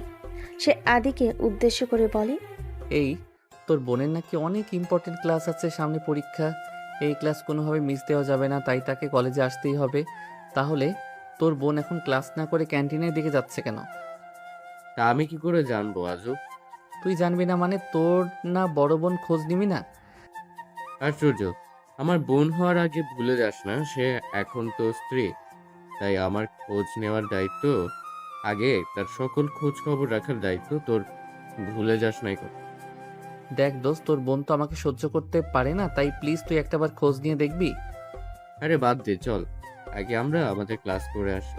আর তাছাড়া আপু এখন ছোট নেই, আর ভালো মন্দ বোঝার যথেষ্ট পরিমাণ বয়স হয়েছে, তাই তাকে জোর করে কিছু করানোর মতো এখন কিছু নেই। তাই চল আমরা আমাদের ক্লাস করে আসি, তারপরে দেখছি ওর সঙ্গে কথা বলছি। আদি আর নীল নিজেদের ক্লাসের দিকে যায়। আদি এবং নীল টানা 2 ঘন্টা ক্লাস করে বাইরে আসে। এরপর তারা আড্ডা দেওয়ার জন্য অন্যান্য বন্ধু বান্ধবের সঙ্গে ক্যান্টিনের উদ্দেশ্যে যায়। সেখানে গিয়ে নীলের পা যেন থমকে যায়। এ কি দেখছে সে? এটা তো আদিবা। আদিবা মেহেদির হাতে হাত রেখে বসে আছে এবং বেশ হেসে হেসে কথা বলছে তারা। হঠাৎ করে নীলের কি যেন হলো, সে আর সেখানে দাঁড়িয়ে না থেকে দ্রুত আদিবা এবং মেহেদির দিকে এগিয়ে গেল এবং আদিবা এবং মেয়েদের হাত ধরে টান দিয়ে মেহেদির থেকে আদিবাকে ছাড়িয়ে দেয়। হঠাৎ আকস্মিক ঘটনায় মেহেদি এবং আদিবা দুজনেই ভরকে যায়। আদিবা যখন লক্ষ্য করে দেখে এ আর কেউ নয়, সে আর এক মুহূর্ত দেরি না করে ঠাস করে নীলের গালে চর বসিয়ে দেয়। চরের শব্দে ক্যান্টিনের চারপাশে সকলে তাদের দিকে আঙ্গুল লক্ষ্য করে এবং হঠাৎ চরের শব্দে চারপাশে সকলে তাদের দিকে লক্ষ্য করে। এরপরে আদিবা আঙ্গুল ইশারা করে চিৎকার করে বলে, ছোট লোক জানোয়ার কোথাকার!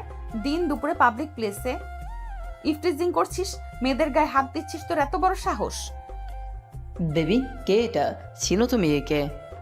অসম্ভব বাবু, আমি কি করে এসব রাস্তার পাতি পোলাপেনকে চিনবো? আদিবার কথা শোনা মাত্রই মেহেদি আর এক মুহূর্ত দেরি না করে দ্রুত গতিতে নীলের শার্টের কলার চেপে ধরে এবং তাকে আঘাত করতে নিবে। এমন সময় হঠাৎ করে আদি এসে মেহেদির হাত ধরে ফেলে এবং আদি রেগে গিয়ে আদিবা এবং মেহেদিকে কিছু বলতে যাবে। এমন সময় নীল আদিকে আটকে দিয়ে এবং কান্না জড়িত গলায় বলে, ছেড়ে দে আদি, আমাদের মতো রাস্তার ছাত্রী পোলাপাইনের সঙ্গে এটা যায়, এটা কোনো বিষয় না। সরি, দুঃখিত, ক্ষমা করে দিবেন। আসলে আমরা রাস্তার ছেলে পেলে তো, তাই পরিবেশ পরিস্থিতি বুঝে কি ব্যবহার করতে হয় জানি না, তাই আপনার সঙ্গে খারাপ ব্যবহার করে ফেলেছি। যদি পারেন তো আমাদেরকে ক্ষমা করে দিবেন। আর কখনো আপনার সামনে আসবো না বা আপনাকে বিরক্ত করব না। আদি সেখানে আর এক মুহূর্ত না দাঁড়িয়ে নীলকে নিয়ে সেখান থেকে চলে আসে এবং আসার সময় আদিবাকে উদ্দেশ্য করে এটা বলে আসতে বলে যে আজকে তুই যেটা করলি আপু একদম ঠিক করলি না। দেখিস এর জন্য তুই একদিন খুব পস্তাবি। হয়তো সেদিনটা অনেক বেশি দেরি হয়ে যাবে, কিন্তু তোর কিচ্ছু করার থাকবে না। সত্যি কি খুব আমি বেশি করে ফেলেছি? না, কিছু বেশি হয়নি। ও আমার সঙ্গে যেটা করেছিল তার কাছে এটা কিছুই না। আদিবা সারাদিন বন্ধুদের সাথে আড্ডা দিয়ে বাড়ি ফেরার পথে আদিকে কয়েকবার খুঁজেছে ফোন দিয়ে, কিন্তু আদির ফোন বন্ধ পেয়েছে। আদিবা ভেবেছে হয়তো আদি তার উপরে রাগ করেছে, তাই সে আর দেরি না করে রিক্সা করে বাড়ি ফিরে আসে। সে বাড়িতে ফিরে প্রথমে তাদের ফ্ল্যাটে যায় এবং সেখানে গিয়ে তার বাবা মার সাথে দেখা করে। কিন্তু আদিবা আজকে একটি বিষয় লক্ষ্য করে, তার বাবা মা প্রতিদিনের ন্যায় তার সাথে কথা বলছে না, কেমন যেন একটা ব্যবহার করছে। মনে হচ্ছে যেন আদিবা খুব বড় কোনো অন্যায় করে ফেলেছে, এজন্য তার বাবা মা তাকে পুরোপুরি উপেক্ষা করছে। সে কোনো প্রশ্ন করলে তাকে কড়া গলায় উত্তর দিচ্ছে। আদিবা ভাবে হয়তো আদি বাড়িতে এসে কলেজে বিষয়টা বলে দিয়েছে, এজন্য তার বাবা মা তার উপর রাগ করে আছে। বিষয়টি বুঝতে পেরে আদিবার বেশি তার বাবা মাকে বিরক্ত না করে, কারণ সে জানে তার বাবা মা এখন তার উপর রেগে আছে, সেজন্য তারা এমন ব্যবহার করছে। আবার রাগটা যখন কমে যাবে তখন তারা আবার এমন ব্যবহার করবে না। তাই আদিবা এখানে না দাঁড়িয়ে নীলদের ফ্ল্যাটের উদ্দেশ্যে রওনা হয়। আদিবা নীলদের ফ্ল্যাটে আসার পর নীলের বাবা মাকে একদম স্বাভাবিক দেখে যেন কিছুই হয়নি। আদিবা আবারও মনে মনে ভাবে, তবে কি নীল বাড়িতে এসে কিছুই বলেনি, যেখানে তার নিজের বাবা মা তার সাথে ঠিকভাবে কথা বলছে না, এমন ব্যবহার করছে। আর যদি নীলের বাবা মার কানে আসে আদিবা তার ছেলের সঙ্গে কি করেছে, তাহলে তো তাদের আরো খারাপ ব্যবহার করার কথা, কিন্তু না, তারা তো একদম স্বাভাবিক আছে। আদিবা ভাবে তার মনে তার কিছুই জানে না, তাই আদিবা আর কিছু বলে না। তাদের সঙ্গে কৌশল বিনিময় করে আদিবা ঘরে যায়। আদিবা ঘরে গিয়ে পুরো ঘরটা ভালোভাবে পর্যবেক্ষণ করে। না, পুরো ঘর সকালে যেমন রেখে গিয়েছে তেমনই আছে, তার মানে নীল এখনো বাড়িতে আসেনি। এরপর আদিবা আর বেশি কিছু না ভেবে ফ্রেশ হয়ে চলে যায়। ফ্রেশ হয়ে এসে বেশ কিছুক্ষণ ঘরে নীলের জন্য অপেক্ষা করে। এভাবে সারাদিন চলে যাওয়ার পর যখন নীল বাড়িতে আসে না, তখন আদিবার কেন জানি অনেক খারাপ লাগতে থাকে। সেভাবে আজকে ঘটনাটা একদম ঠিক হয়নি, তাই নীলের সঙ্গে এমন ব্যবহার করা একদম উচিত হয়নি। সে মনে মনে ভাবে নীল আসলে নীলকে অন্তত একবার সরি বলা উচিত। এরপর আদিবা রাতে খাবার খেয়ে এসে আবার নীলের জন্য অপেক্ষা করতে থাকে। সে খাবার টেবিলে বসেও নীলের বাবা মাকে অনেকবার নীলের সম্পর্কে প্রশ্ন করতে চেয়েছে, কিন্তু তারা কি ভাববে এভাবে হয়তো বা তার মনের ইগো তাকে বাধা দিয়েছে, তাই সে কোনো প্রশ্ন করতে পারেনি। এরপর আদিবা অনেক রাত পর্যন্ত নীলের জন্য অপেক্ষা করে। তারপরও যখন নীল বাড়িতে ফেরে না, তখন হয়তো বা ভাবে নীল আদির সঙ্গে আছে, তাই সে আর কোনো দিক না ভেবে ফোন করে। আদি ফোন কয়েকবার বাজে, কিন্তু আদি ফোন রিসিভ করে না। বেশ কয়েকবার কল দেওয়ার পরে আদি ফোন রিসিভ করে এবং বলে, হ্যাঁ আপু, কি বলবে বল। আমার ভীষণ ঘুম পাচ্ছে, আমি ঘুমাবো। নীলকে তাড়াতাড়ি বাড়িতে আসতে বল, ওর সাথে আমার কথা আছে। ওর সাথে তোর আবার কিসের কথা? আজকে এত কথা বলে পেট ভরেনি নাকি? আরো কিছু বাকি রেখেছি বলার জন্য। আদি, এবার কিন্তু তুই বেশি বেশি বলছিস। তাড়াতাড়ি নীলকে বাড়িতে পাঠাও, ওর সাথে আমার কথা আছে। আর হ্যাঁ, আমি নিশ্চয়ই আমাদের মধ্যেকার ব্যক্তিগত কথা তোকে বলতে আগ্রহী নই। হাসাইলি রে আপু, তোদের আবার ব্যক্তিগত কথা? তোদের মধ্যে ব্যক্তিগত বলে কিছু রেখেছিস তোরা? ও সরি, তোরা বলতে যাব কেন? তুই রেখেছিস কোন ব্যক্তিগত কিছু? যে পাবলিক প্লেসে নিজের স্বামী সন্তান করতে জানে না, তাদের নাকি আবার ব্যক্তিগত? যাই হোক, হ্যাঁ বাদ দে, আমার অনেক ঘুম পাচ্ছে, আমি ঘুমব। আর হ্যাঁ, নীলা আমার সঙ্গে নেই যে আমি ওকে পাঠিয়ে দেব। তোর সাথে নেই মানে? তাহলে সে কোথায়? তোর স্বামী কোথায় সেটা আমি কি করে বলবো? আদি প্লিজ, খেয়ালই করিস না, আবার এখন মজা করার মুড নেই। আশ্চর্য, তোর সাথেই মাঝরাতে আমি হেয়ালি করব? এত সময় আমার আছে? আচ্ছা আমি রাখছি, সকালে আবার পৌঁছে গেছে। হ্যাঁ, সেখানে যেতে হবে। টাটা, আল্লাহ হাফেজ, পরে কথা হবে। আদি আদি আদি আদিবাকে আর কিছু বলার সুযোগ না দিয়ে ফোন কেটে দেয়। এবার কেন জানি আদিবার নিজের মাথার চুল নিজেরই টেনে ছিঁড়তে ইচ্ছে করছে। কেন সে তখন নীলের সঙ্গে ওরকম ব্যবহার করতে গেল? এখন এত রাতে কোথায় গেল ছেলেটা? এই ছেলেটার এত জিদ কেন বুঝতে পায় না? এই ছেলেটার এত জিদ কেন বুঝে পায় না আদিবা? নিজে অন্যায় করবে আবার নিজে নিরুদ্দেশ হয়ে যাবে। আশ্চর্য! এসব কথা ভাবতে ভাবতে অনেকটা সময় পার হয়ে যায়, কিন্তু তারপর নীল ঘরে আসে না। এবার আদিবার দুশ্চিন্তা হতে থাকে। সে একবার ভাবে নীলের বাবা মার রুমে নক করবে, তাদেরকে জিজ্ঞেস করবে নীল কোথায়, তারা জানে কি না। যে ছেলে একবার বাড়িতে না আসলে তার বাবা মা পাগল হয়ে যেত, সে ছেলে আজ সারাদিন বাড়িতে আসনি। এত রাত হয়ে গেল, এখনো পর্যন্ত বাড়িতে এলো না। তাহলে নীলের বাবা মা চুপ করে আছে কেন? তবে কি তারা জানে নীল কোথায়? তারা যদি জেনে থাকে তাহলে একবারও আদিবাকে কথা বললো না কেন? এসব কথাই ভাবতে ভাবতে কখন যে আদিবার ঘোর লেগে গেছে সে নিজেও জানে না। হঠাৎ করে সে জ্ঞান ফিরে পায়। চারিদিকে ফজরের আজানে ধ্বনি হচ্ছে। আদিবা আশেপাশে ভালো করে লক্ষ্য করে দেখে কোথাও নীল নেই। সে মনে মনে ভাবে তাহলে কি গতরাতে নীল বাড়িতে ফিরে আসেনি? আচ্ছা, আদিবার এই সামান্য কথাতে যদি নীল এতটা অভিমান করতে পারে, তাহলে নীল যে আদিবার সঙ্গে যা যা করেছে তারপর আর এবার সবটা কি করে মেনে নিয়েছে? এবার আদিবা এবং নীলের বাবা মার সঙ্গে বসে ব্রেকফাস্ট করছিল। এমন সময় নীলের বাবা আদিবাকে উদ্দেশ্য করে বলে, মামনি, তুমি কি একা একা কলেজে যেতে পারবে নাকি তোমাকে কলেজে দিয়ে আসতে হবে? না মানে ড্রাইভারকে বলে দিলে তার সঙ্গে যেতে পারবে নাকি আমি গিয়ে তোমাকে রেখে আসবো? চলো মামনি, তোমাকে আজকে আমি কলেজে দিয়ে আসি। কেন বাবা, নীল কোথায়? সে যাবে না কলেজে? নীলের তো সামনে পরীক্ষা, তাই সে আর কলেজে যাবে না।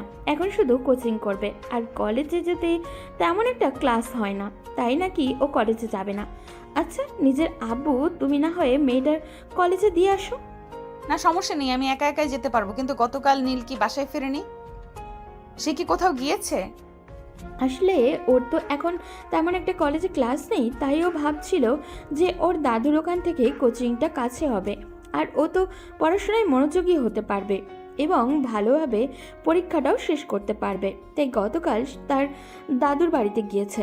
এখন নাকি ও পরীক্ষার কয়দিন ওখানেই থাকবে।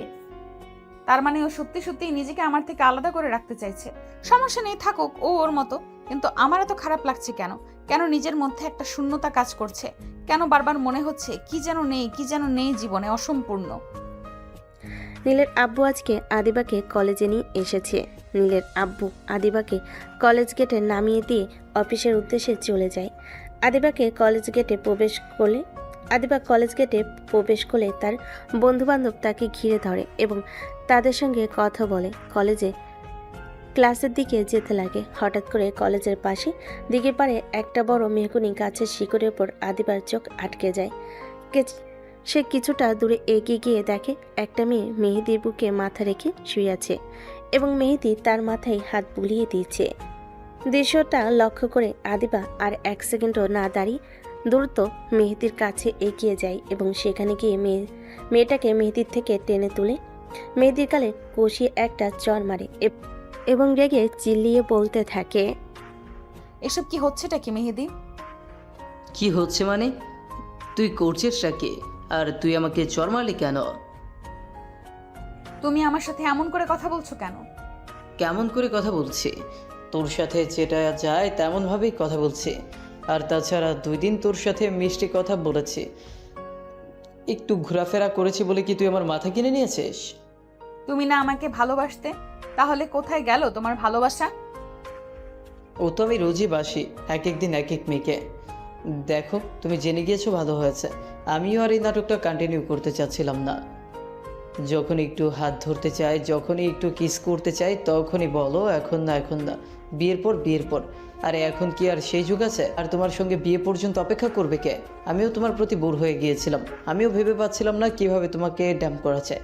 যেহেতু তুমি আজকে দেখেই ফেললে, সেহেতু আজকে তো আর সত্যটা লুকানোর কিছু নাই। তার মানে এতদিন যা করেছো সব অভিনয় ছিল? তুমি কখনোই আমাকে ভালোবাসোনি। এতদিনের এত ভালোবাসা, এত প্রতিশ্রুতি সব মিথ্যে ছিল। মেয়ের জন্য পাতি ডায়লগ। মেহেদি আদিবাকে আর কিছু বলার সুযোগ না দিয়ে মেয়েটিকে নিয়ে চলে যায় এবং আদিবা বেশ কিছুক্ষণ ওখানে দাঁড়িয়ে থেকে মেহেদি এবং ওই মেয়েটির যাওয়া লক্ষ্য করে।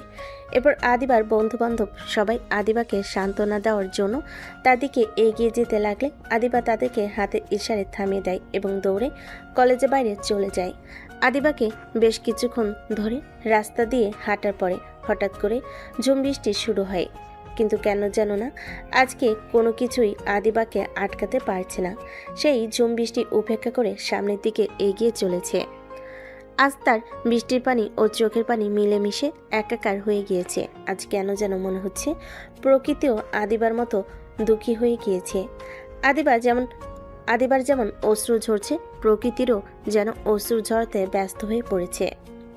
আদিবা কোথায় যাচ্ছে, কি করছে সে নিজেও বুঝতে পারছে না। সে শুধু এতটুকু জানে সে ঠকে গিয়েছে, চরমভাবে ঠকে গিয়েছে।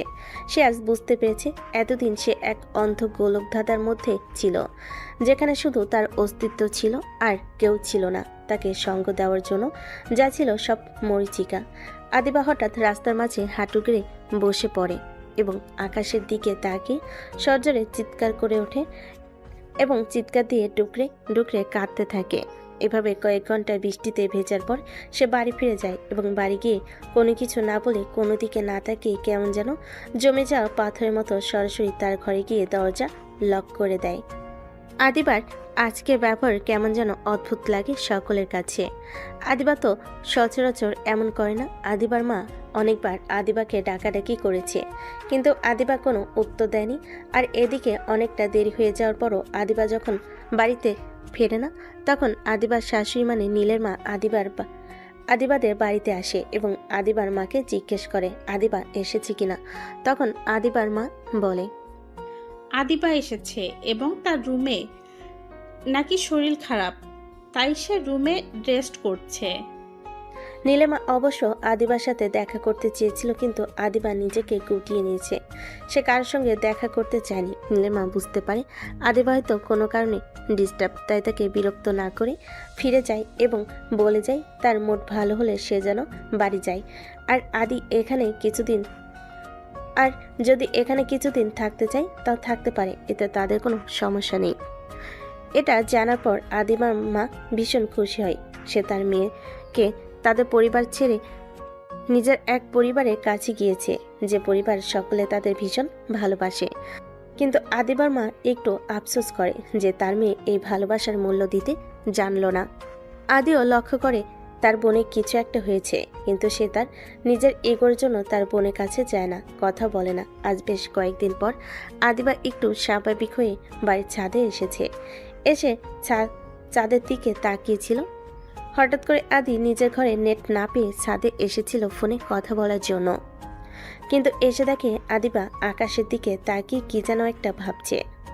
হঠাৎ আদিবাকে দেখার পরে আদিবার নীলকে করা অপমানের কথা মনে পড়ে যায় এবং সে খুবই নিচে নেমে যেতে নিলে এমন সময় আদিবা তাকে পিছন থেকে ডেকে ওঠে। আদি, চলে যাচ্ছি যে। ও আচ্ছা, বোনকে পর করে দিয়েছিস তাই না? পর বললে কি আর পর করে দেওয়া যায়? তাহলে আর বোনের কথা মনে পড়ে না যে? না, তেমনটা না, আসলে কদিন পরীক্ষা চলছিল তো, তাই একটু ব্যস্ত ছিলাম। ও আচ্ছা, তোমাদের এইচএসসি পরীক্ষা শেষ হলো, তা এখনো কি ব্যস্ত আছিস? না, তা না। আচ্ছা আপু, তোর কি হয়েছে বল? তোকে কেমন যেন অন্যরকম লাগছে। ভাই, একটু আমার পাশে এসে বসবি? আমার কেন জানি ভীষণ একা লাগছে। কি হয়েছে তোর বলতো? এখন তো তোর আরো বেশি ভালো থাকার কথা, কারণ তোর জীবনের সব থেকে বড় কাটাও তো এখন তোর জীবন থেকে সরে দাঁড়িয়ে। এখন তো টেম্পোরারি তোর জীবন থেকে সরে গেছে, হয়তোবা খুব শীঘ্রই পার্মানেন্টলি তোর জীবন থেকে হারিয়ে যাবে। মানে কি বলছিস কি তুই? চিন্তা করিস না, তুই যতটুকু খারাপ আছিস ততটুকু খারাপ লাগাও নিমিষেই তোর জীবন থেকে হারিয়ে যাবে। হয়তো 2-1 দিনের মধ্যে ডিভোর্স লেটার হাতে পেয়ে যাবে। পাগল হয়ে গেছিস তুই? কি বলছিস কি তুই এইসব? যা বলছি একদম সত্যি কথা বলছি। নীল স্টুডেন্ট ভিসায় বাইরে যেতে চায়, কারণ সে তো চোখের সামনে থাকলে নাকি না তুই না, সে কেউই কখনো ভালো থাকবে না। তাই সে তার জীবন থেকে চিরতরে হারিয়ে যেতে চায়।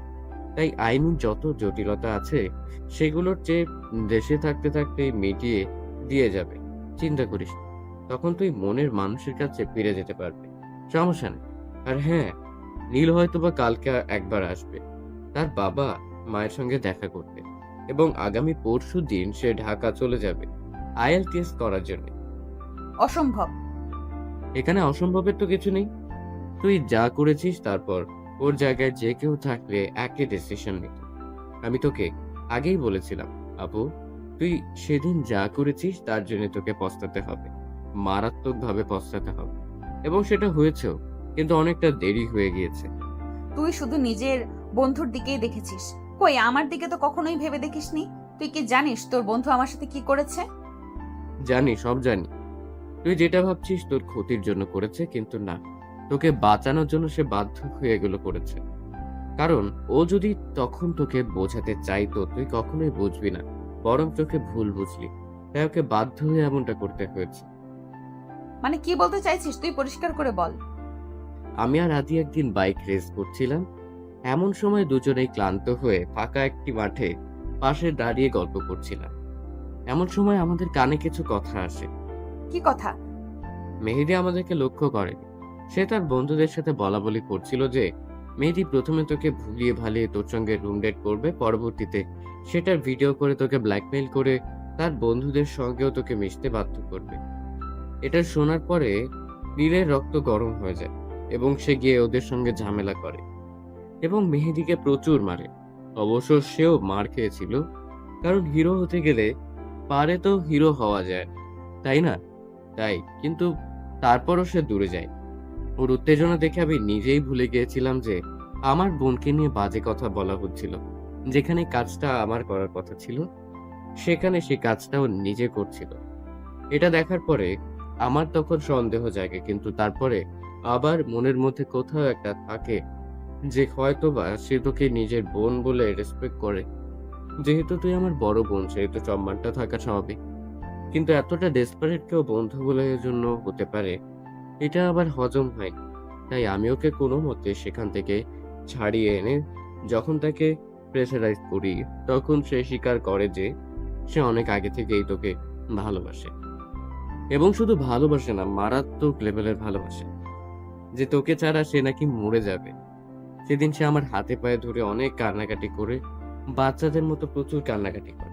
বাচ্চারা যেমন একটি খেলনা পাওয়ার জন্য তার বাবা মায়ের কাছে বায়না করে, এবং ততক্ষণ পর্যন্ত সে বায়না করেই থাকে যতক্ষণ পর্যন্ত তার বাবা মা তাকে সে খেলনাটা দিতে। ঠিক সেইভাবে ওই পাগলটা সেদিন ততক্ষণ পর্যন্ত আমার হাতে পায়ে ধরে কান্না করেছিল, যতক্ষণ পর্যন্ত না আমি স্বীকার করি যে আমি তোর সঙ্গে ওর বিয়ে দিতে প্রস্তুত। কিন্তু আমি বললেই তো আর হবে না, তোকেও তো রাজি হতে হবে। কিন্তু এই কথাটা কিভাবে বোঝাতে আমি পাগলটাকে বল যে পাগলটা ছোট থেকে তিলে তিলে তোর প্রতি ভালোবাসা ঘুরতে ঘুরতে পুরো সমুদ্রে পরিণত হয়েছিল। এরপর সে তোকে অনেকভাবে বোঝানোর চেষ্টা করে, কিন্তু তুই ওকে বারবার ভুল বুঝিস। এটা ভাবিস যে সে হয়তো তোর আর জানোয়ারটার মধ্যে ফাটল ধরানোর চেষ্টা করছে। এভাবে একদিন সিঁড়ির কাছে যখন সে তোকে বিষয়টা নিয়ে বোঝাচ্ছিল, তখন তোদের তর্কাতর্কিতে এক পর্যায়ে সে তোর অনেকটা কাছে চলে আসে, এবং সবাই আঙ্কেল আর বাবা কথা বলতে বলতে ফ্ল্যাটের দিকে আসছিল। তখন তোদেরকে এমন অবস্থায় দেখে তাদের মনে প্রশ্ন জাগে।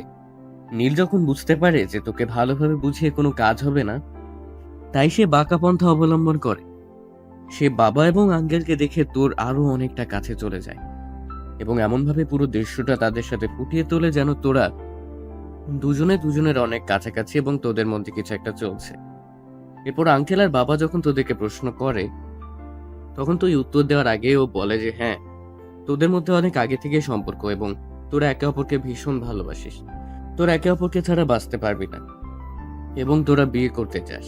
বিষয়টা আঙ্কেল এবং বাবা আমার সাথে শেয়ার করেছে এবং আমাকে জিজ্ঞেস করেছে, কিন্তু কি করব? পাগলটার কাছে হার মেনে, তার ভালোবাসার কাছে হার মেনে আমাকে উপায়ন্তর না পেয়ে স্বীকার করতে হয়েছে যে হ্যাঁ, ও যা বলেছে সত্য। কিন্তু আমি কি জানতাম যে আমার কুলাঙ্গার বোন তার ভালো মানুষের এই দাম দেবে, তার ভালোবাসাটাকে উপেক্ষা করবে। এরপর আঙ্কেল আর বাবা পরিবারের সঙ্গে কথা বলে দেরি না করে ওই দিনই তোদের বিয়ের ব্যবস্থা করে এবং ঘরোয়াভাবে তোদের বিয়েটা দিয়ে দেয়। তোদের বিয়ের দিন তোকে নীল আবারও অনেকবার বোঝানোর চেষ্টা করে, কিন্তু তুই না বুঝি উল্টো বারবার ওকে অপমান অপদস্থ করার জন্য মেহেদিকে ভালোবাসার কথা বলিস। এটাও ভীষণ ডেসপারেট হয়ে যায় এবং এটা ভাবে যে তোর সঙ্গে সেদিন যা হয়েছে এরপরে তুই আর মেয়েদের কাছে ফিরে যাবি না। তোকে নিজের সাথে আটকে রাখার জন্য বোকাটা কি অন্যায়টা করে ফেলেছে, তবে পারলে তাকে ক্ষমা করে দিস। আদি এক নিঃশ্বাসে কথাগুলো বলা শেষ করে। আদি যতক্ষণ কথা বলছিল আদিবা ততক্ষণ নীরব দর্শকের মতো তার দিকে যে কথাগুলো শুনছিল এবং অঝরে চোখের পানি ফেলছিল, কারণ সে জানে তার দ্বারা ঠিক কতটা বড় ভুল হয়েছে এবং অন্যায় হয়ে গিয়েছে। সে মরিচিকার পেছনে ছুটে গিয়ে তার জীবনের অস্তিত্ব হারাতে চলেছে। এরপর আদিবা হঠাৎ করে শব্দ করে কান্না শুরু করে দেয় এবং আদিবার দিকে ভালো করে লক্ষ্য করে এবং বলে, এখন কান্না করছিস কেন? এখন কান্না করে কোনো লাভ আছে? যা হয় তা তো হয়ে গিয়েছে। ভাই প্লিজ কিছু একটা কর, আমার নীলকে প্রয়োজন। প্লিজ ভাই, বন্ধুর জন্য তো অনেক করলি, এবার একটু নিজের বোনের জন্য কর প্লিজ। আমি কি করতে পারি? এখানে যা করার তুই করেছিস, এবারও যা করার তুই করবি। তুই চাইলেই অনেক কিছুই করতে পারিস। মানে? তুই শুধু একবার নীলকে আমার কাছে নিয়ে এরপরে যেইভাবেই হোক, যেমন করেই হোক, ওর হাতে পায়ে ধরে হলে ওকে আমি নিজের কাছে আটকে রাখবো। আমি কোনোভাবে নীলকে হারাতে চাই না। প্লিজ ভাই আমাকে সাহায্য কর। কিন্তু আমি কিভাবে কি করব? ও কি আর আসবে? ঠিক আসবে। ও আসবে না, ওর খার সহকারে আসবে। ওর এত বড় সাহস, ও আমাকে একা রেখে বাইরে যাওয়ার চিন্তা করে কিভাবে? শোন, তোকে একটা কাজ করতে হবে। কি কাজ? শোন, এদিকে আয়। ভাই রে ভাই, তোরা জামাই বউ দুজনেই এত ক্রিমিনাল মাইন্ডে কিভাবে হতে পারিস? বেশি কথা না বলে যা বলছি তাই কর, না হলে দুইটারে যে কি করব তা তোরা নিজেরাও জানিস না। ওকে ওকে ঠিক আছে, করব। এখন চল, অনেক ঘুম পাচ্ছে, ঘুমোবো। তুই গিয়ে ঘুমা, এখন আমার ঘুম আসবে না। ঠিক আছে, তুমি এখন বইয়া বইয়া তোমার জামাইয়ের দুঃখে স্যাড সং শোনো, আমি গিয়া ঘুমাই। যাক, কাল আমার প্রচুর কাজ। আদি হাই তুলতে তুলতে ছাদ থেকে নেমে যায়। এরপর আদিবা ওখানে বসে কিছুক্ষণ একটা ভাবে। এরপর হঠাৎ করে তার মুখে একটা রহস্যময় হাসি ফুটে ওঠে।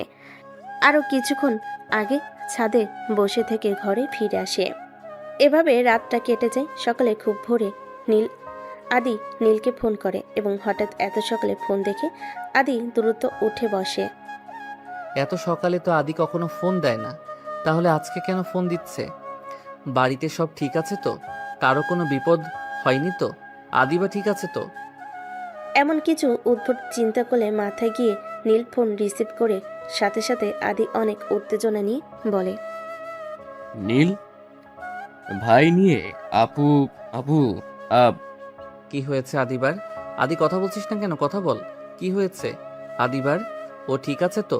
ওর কোনো ক্ষতি হয়নি তো? কি রে, কথা বল। নীলাপু রাগ করে বাড়ি থেকে বেরিয়ে যাওয়ার পথে হঠাৎ করে একটা বড় ট্রাক এসে আপুকে মেরে দিয়েছে। আমার আপু অবস্থা খুব খারাপ, কি হবে কিচ্ছু বলা যাচ্ছে না। তুই কি একবার আসবি? কি বলছিসটা কি আদি? আমার আদিবার কি হয়েছে? কোথায় আছে সে? আমি জানি না রে, কি হবে কিছু বুঝতে পারছি না। একটু তাড়াতাড়ি পাড়ার শেষে ওই বড় মাঠের কাছে চলে আয়, ওখানে আপুর অ্যাক্সিডেন্ট হয়েছে। আমার আদিবার যদি কিছু হয় আমি কিন্তু সব কিছু ধ্বংস করে ফেলবো। আদি, আমার আদিবার যেন কিছু না হয়। আমি না আসা পর্যন্ত আমি এক্ষুনি আসছি। কথাটি বলে নীল আর কোনো কিছু না ভেবে তার বাইকটা নিয়ে ফুল স্পিডে বাইক চালিয়ে তাদের পাড়ার শেষে ওই বড় রাস্তার কাছে চলে আসে। এসে দেখে সব কিছু কেমন যেন নির্জন, সিমসাম, আশেপাশে কেউ নেই। এখানে সে বেশ কিছুক্ষণ আগে খুব বড় একটা অ্যাক্সিডেন্ট হয়েছে এমন কোনো চিহ্ন পাওয়া যাচ্ছে না। এরপর নীল চারপাশে পাগলের মতো খুঁজতে থাকে। সে বারবার আদি এবং আদিবার নাম ধরে জোরে জোরে ডাকতে থাকে এবং পাগলের মতো এদিক ওদিক খুঁজতে থাকে। হঠাৎ করে নীল লক্ষ্য করে মাঠের ওই পাশে বড় গাছটা নিচে কেউ একজন বসে আছে। নীল আস্তে আস্তে সেদিকে এগিয়ে যায়। নীল যত এগিয়ে যাচ্ছে সে অবয়টা তার কাছে তত স্পষ্ট হচ্ছে। নীল যত কাছে যাচ্ছে তার হার্টবিট যেন আরো তত জোরে বিট করছে। তার এমন অনুভূতি হচ্ছে যেন আত্মাটা এখনই বেরিয়ে আসবে। নীল একদম কাছে গিয়ে দেখে একটা মেয়ে নীল রঙা জর্জের শাড়ি পরে হাতে কিছু একটা নিয়ে বসে আছে। এরপর নীল মেয়েটির একদম কাছে গিয়ে কাপা কাপা গলায় বলে, কে কে কে? নীলের ডাক শুনে আস্তে আস্তে মেয়েটি উঠে দাঁড়ায় এবং নীলের দিকে ঘুরে। মেয়েটি নীলের দিকে ঘুরতে দেখে অপূর্ব সৌন্দর্যে সঞ্চিত এই মেয়েটি আর কেউ নাই, তার মনে রানী, তার হার্টবিট, তার সুইট হার্ট আদিবা। নীল আর এক সেকেন্ডও দেরি না করে ঝড়ের বেগে গিয়ে শক্ত করে জড়িয়ে ধরে আদিবাকে, যেন ছেড়ে দিলে সে কোথাও হারিয়ে যাবে, এবং অস্বাভাবিক হারে জোরে জোরে শ্বাস নিচ্ছিল। নীলের এমন অস্থিরতা দেখে অটোমেটিক আদিবার মুখে একটি হাসি রেখা ফুটে ওঠে এবং সে আলতো হাতে নীলকে জড়িয়ে ধরে। বেশ কিছু সময় এভাবে অতিবাহিত হওয়ার পরে নীল যখন বুঝতে পারে, তখন সে এক ঝটকে আদিবাকে তার থেকে বেশ কিছুটা দূরে সরিয়ে দিয়ে পেছন ফিরে জোরে জোরে 2-3 বার শ্বাস নিয়ে আদিবার দিকে ফিরে বলে, এসবের মানে কি? কোন সবের? আমাকে মিথ্যে বলা হয়েছে কেন? আপনি জানেন আমার কি অবস্থা হয়েছিল? আরেকটু হলে প্রাণটাই বেরিয়ে যাচ্ছিল। আপনার আমাকে অপমান করে শান্ত হননি, তাই না? এখন কি প্রাণটা নিতে চান? আমি জানি সেটা আমার শোনার কিছুই নেই, কিন্তু আগে তুমি বলো, তুমি না আমাকে ডিভোর্স দিচ্ছিলে, বিদেশ চলে যাচ্ছিলে, তাহলে আমার মরার খবর পেয়ে এমন হাইপার হয়ে ছুটে এলে কেন? যেহেতু তুমি আমাকে ভালোই বাসো না, সেহেতু আমি মরলাম কি বাঁচলাম সেটা দিয়ে তোমার কি? তোমার তো চলে যাওয়ার দরকার, তাই না? আমার থেকে দূরত্ব চাই, তো যাও চলে। আমি মরে গেলে তোমার কি? তাহলে তো তোমার আরো ভালো, আরো বেশি দূরত্ব পাবে। আদিবার কথা শুনে নীল আরও রেগে যায় এবং সে দ্রুত গতিতে আদিবার থেকে এগিয়ে গিয়ে আদিবার গলা চেপে ধরে এবং বলে, আমাকে ধ্বংস করতে চাও, তাই না তুমি? হাই, কি বলো তুমি? ধ্বংস হলে আমাদের অস্তিত্বের কি হবে? সে দুনিয়াতে এসে কাকে বাবা বলে ডাকবে? নীলের কথা পুরো শেষ না হতে যখন নীলের সম্মতি ফিরে, তখন সে কি বলেছে, তখন সে অবাক দৃষ্টিতে আদিবার দিকে লক্ষ্য করে এবং হাতের আঙ্গুল দিয়ে ইশারা করে যে সে যেটা বলেছে এটা সত্যি কিনা। এমন সময় আদিবার চোখের ইশারায় সম্মতি জানায় যে হ্যাঁ, সেটা সত্য। অমনি নীল কয়েকবার নিজের মুখে হাত দিয়ে মাথায় দিয়ে আর কয়েকবার জোরে জোরে শ্বাস নিয়ে উপনিস মাথা ঝাঁকিয়ে আবার আদিবাকে লক্ষ্য করে এবং আদিবাকে আবার জিজ্ঞেস করে আসলে সত্যি কিনা, নাকি সকলের মতো এটাও কোনো মিথ্যা ছলনা। আদিবা এবার কিছুটা পথ নীলের দিকে এগিয়ে আসে এবং আদিবার হাতে লাল রঙের গোলাপের গুচ্ছ ছিল, সেটা দিয়ে হালকা করে নীলের মাথায় বাড়ি দিয়ে নীলকে জড়িয়ে ধরে। তার এক হাত দিয়ে নীলের অন্য হাত নিজের পেটে রাখে এবং বলে, নিজেই অনুভব করে দেখো তো, অনুভব করতে পারো কিনা নিজের অস্তিত্বকে। নীল এবার বুঝতে পারে আদিবা আর যাই হোক এবার অন্তত মিথ্যা বলছে না, তাই সে শক্ত করে আরো আষ্টে পিষ্টে আদিকে জড়িয়ে ধরে এবং আদিবার ঘাড়ে গলে অসংখ্য চুমু দিতে থাকে এবং বলতে থাকে, বাবাকেই বাবা বলে ডাকবে আবার আমাকে আজকে স্বর্গীয় এত বড় সুখ দেওয়ার জন্য তোমাকে অসংখ্য অসংখ্য ধন্যবাদ প্রিয়তমা। এই সংবাদের পরিবর্তে পুরো জীবন তোমার চাইলে মারতে পারো, চাইলে টিকিয়ে রাখতে পারো, তবে কখনো ছুঁড়ে ফেলে দিও না, তাহলে কিন্তু আর বাঁচতে পারবো না। ভালোবাসি প্রিয়তমা, ভীষণ ভালোবাসি। ভালোবাসি পিচ্ছি, খুব করে ভালোবাসি। আচ্ছা নীল, আমি না একটা কথা ভাবছি। কি ভাবছো বলো? এক বাচ্চাকে এখন পর্যন্ত মানুষ করতে পারলাম না, আরেক বাচ্চার আগমনের ঘন্টা বেজে গেছে। ভেবে দেখেছো এবার আমার 12টা কিভাবে বাজবে? হঠাৎ করে নীলের বুক থেকে মুখ তুলে আদিবা বাচ্চাদের মতো ইনোসেন্ট ফেস করে। যখন নীলকে এ কথাটা বলে তখন নীল ভুরু কুচকে দিয়ে কথাটার মানে বোঝার চেষ্টা করে। যখন সে বুঝতে পারে আদিবা তাকে মিন করে কথাটা বলেছে, তখন সে আদিবাকে ছেড়ে দিয়ে বলে, তবে রে ফাজিল মেয়ে, আমাকে পিচ্ছি বলা তোমার একদিন কি আমার একদিন। লেও ঠেলা, এই জন্যই তো বলেছিলাম এত পিচ্ছি জ্বালা সামলাবো কিভাবে। আদিবা দৌড়াতে থাকে এবং নীল আদিবাকে দৌড়াতে থাকে এবং তাকে ধরার চেষ্টা করে। দুজনেই হাসি খুশিতে মেতে ওঠে।